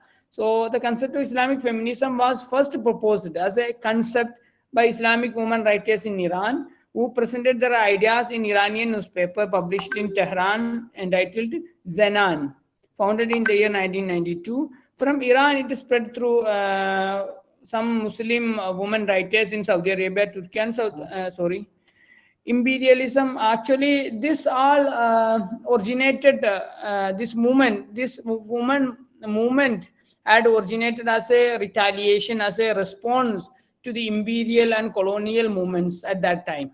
So woman was not in the mainstream at that time, but it was the time had necessitated that the woman shall come out and be part of this colonial movement, the independence struggle and movements. So this Arab feminism has something to do with this imperial encroachments and colonial, and this resistance of colonialization and all. So I want to name a few of the main propagators and progenitors of this Arab feminism. As you all know, this Qasim Amin, one of the famous writers in from Egypt, was the person who had given the basic ideals of this feminism to the Arab world. He has one of the famous. He has two famous work in this area, especially Tahrirul Mar'a, the woman's liberation, and Al Mar'a Al Jadida, the new woman. So through these two books, he had proposed how woman why the woman shall come out and ask for their rights. And after that, this Nawal Saadawi, an Egyptian physician, Egyptian doctor, had propounded many ideas which were very contradictory to the basic idea of Islam. And she was even banned from her works and even from, if I remember correctly, she had been banned from Egypt itself for her radical ideas and all. And then Fatima Marnisi, Huda Sharabi, Sisha Nabrawi, Amina Al Said, Doria Shafiq, and Shafia Zalul. These were the main writers who had contributed intensively to the development of an Arab feminist movement. So actually, and also there were some works which had all the seeds of this radical ideas, so which were Naked Face of Arab Woman, Al-Wajhul Ari lil Mar'a Al-Arabiyya by Nawal Saadawi, and also Circles of Fear and Reading in Women's Right to Marriage, actually Dawairul Khawf wa Qira'at fi Khitab al-Mar'a, and then Azamatul Mar'a fil Mujtama al-Dhukuri al-Arabi, the crisis of women in the Arab society, Arab male society by Abu Ali Yasin. Then on woman, religion and ethics, again from Nawal Saadawi, Al-Mar'a wad-Din wal-Akhlaq. Then Qasim Amin's book, which we had already spoken. Then so now I am coming to the core of my topic. You can say it is realms of cultural dichotomy. There are many realms, many areas where we can view there is a cultural dichotomy, the cultural contradiction with these two ideas, feminism and Arab. So especially you can see there was hardly possible for Arabs to coin a word to suit to the idea of feminism. So if you read any article about feminism, we can see many words used for this concept. For example, Al-Unthabiyya, Al-Harakat An-Nisa'iyya, Al-Nadrat Al-Musawat, Al-Musawat Bain Al-Jinsain, An-Nisawiyya. All these terms you can see as synonyms used for the idea of feminism or the concept of feminism. So there is always, because this is a kind of allying to the Arab country, Arab ideology, or in the sense Islamic ideology. So we can see there is a dichotomy, there is a contradiction with this internalizing the idea of feminism into the language of Arab.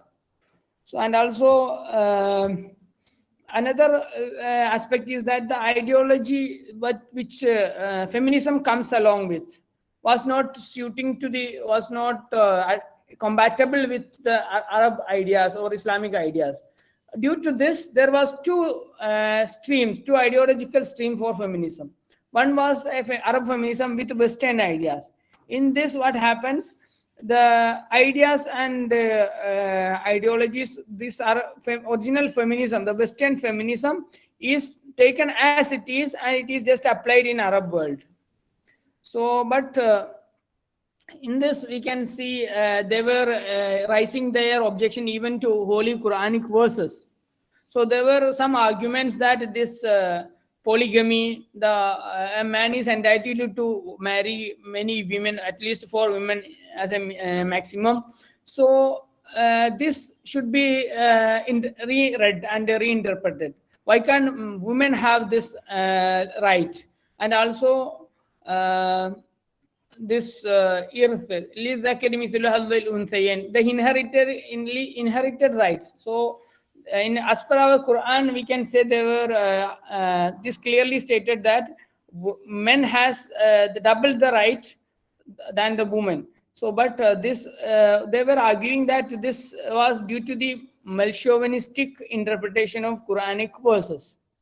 So there was such a discussion on this, and they were arguing even for revisiting or revising the Quranic verses to correct the narrations which support the superiority of men, such as the narration of creation of woman from the rib of man and the events that occurred in the paradise with Adam and Eve, and identification of verses that show and declare equality between women and men. So they were telling that a new reading shall be there for the Quran where this equality shall highlight, and reinterpreting the verses related to differences between men and women, which were interpreted in ways that highlight the control of men over women. So these all were the main argument of the women movement, which had taken all their basic fundamentals from Western feminism. And there was another feminism.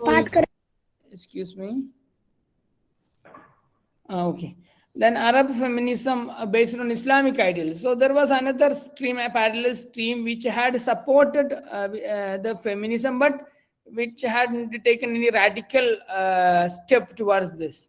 So as we can see, they had this feminism was redesigned or customized to suit the ideas of Islam. So as you can say,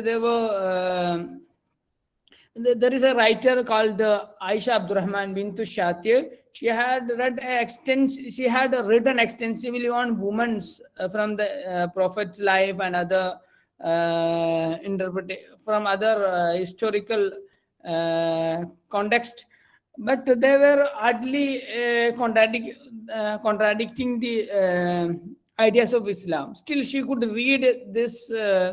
She could present a woman version of Islam, which was very suitable. It was going in hand with the basic ideals of Islam. So there was such a feminism, we may call it Arab feminism based on Islamic ideas. So that kind of dichotomy, that kind of contradiction was always there with respect to this movement. And inshallah, I don't think it is ideal to drag my presentations. I will stop it here because we are already running out of time. And thank you, Riaz and organizers of this seminar for this opportunity. Thank you very much. Thank you, Dr. Zubair. You gave us a very, very good idea of the feminism in the Arab world, and with such kind of varied topics that and the details that you have traversed from the general feminism to the Islamic feminism and the frameworks that you changed, it's really was enjoyable for us, and I hope that we shall continue this tradition for in fact continuously. And with this, I again thank you very much, and I again request Dr. Riaz to please call up Professor Rakshanda Fazli to pay the vote of thanks. Thank you, sir. So now it is time to call. So now it is in order to our event and to say vote of thanks. I would like to call our beloved Professor Rakshanda ma'am. Over to you, ma'am. Thank you very much, Dr. Riaz. All the notable dignitaries, member of organizing committee, and valuable participants. Assalamu alaikum and very good afternoon. It's been an honor for me to have been asked to propose a vote of thanks in the webinar on modernization and socio-cultural changes in Arab world. I, Professor Rakshanda Farooq Fazli, take the opportunity to extend my hearty thanks on behalf of me and on behalf of the Department of West Asian Studies, Aligarh Muslim University, Aligarh, to one and all present here. Gave an opportunity to reveal the modernization and socio-cultural changes in the Arab world through different perspectives taken up by our notable speakers. I therefore extend my gratitude to respectable keynote speakers to take out time to make this webinar a success. I extend sincere thanks to Dr. Muzaffar Alam, Professor, Department of Arab Studies, English and Foreign Language, University, Hyderabad, for exploring social issues of Syrians through the novels of Al-Salam, Al-Ujaili. I am thankful to Dr. Rizwanur Rahman, Professor, Center of Arabic and African Studies, School of Language, Literature and Cultural Studies, Jawaharlal Nehru University, Delhi, for unveiling the modernization of Egyptian society through Arab novels. Special thanks to Dr. Khurshid Imam, Assistant Professor, Center of Arabic and African Studies, School of Language, Literature and Cultural Studies, Jawaharlal Nehru University, Delhi, for highlighting the cultural interaction of Arabs and Jews in literary space.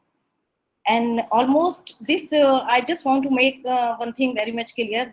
As Professor Hassan has said, that this area is really untouched, and we know very much about the conflicts of between Jews and Israelis, between Israelis and Palestinians, but this area is almost untouched. So this is a new induction in our literature. Thanks are due to Dr. Anis, Assistant Professor, Department of German, the University of Kerala, for understanding the cross-cultural understanding of Arab-German relations. I am thankful to Dr. Zubair, Assistant Professor, Department of Foreign Languages, Aligarh Muslim University, Aligarh, for adding flavor by including Arab feminism, a paradigm of cultural dichotomy. It is time to acknowledge and extend my gratitude or my thanks to the convener of the webinar, Professor Javed Iqbal, Dean, Faculty of International Studies and Chairman, West Asian and North African Studies, for organizing such an amazing webinar covering all important aspects to understand socio-cultural changes in Arab world. Though Professor Javed has to attend a meeting, so he is not here, but my thanks are due to him. I am thankful to Professor Azhar, Department of West Asian and North African Studies, Aligarh Muslim University, Aligarh, for beautifully conducting the webinar in the absence of Professor Javed Iqbal, the convener of the program. Thanks are due to co-convener Dr. M.K. Riaz, Assistant Professor, Department of West Asian and North African Studies, Aligarh. His efforts are commendable in organizing the present webinar. A big thanks to the whole organizing team, research scholars for working hard for the past few days to make this webinar successful. Due to the paucity of time, I am not being able to enlist everyone here. I am thankful to teaching, non-teaching and assisting staff who worked hard to make the webinar a great success.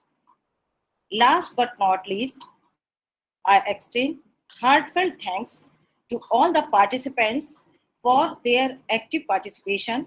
Thank you everyone involved in the webinar, directly or indirectly, on screen or off screen, for making it a great success. Once again, I thank one and all present here. Thank you very much. Thank you, sir. Thank you. Okay, as we know, we are going out of time. If you have any questions and queries, you can ask. Professor Riaz, this time we should have a lunch. Okay. without lunch. Okay. Then, so I hereby declare that our webinar is over. No, don't All take of it you can. seriously because it's not possible to take a lunch in a virtual webinar. Okay. So you can leave now. Okay. Thank you.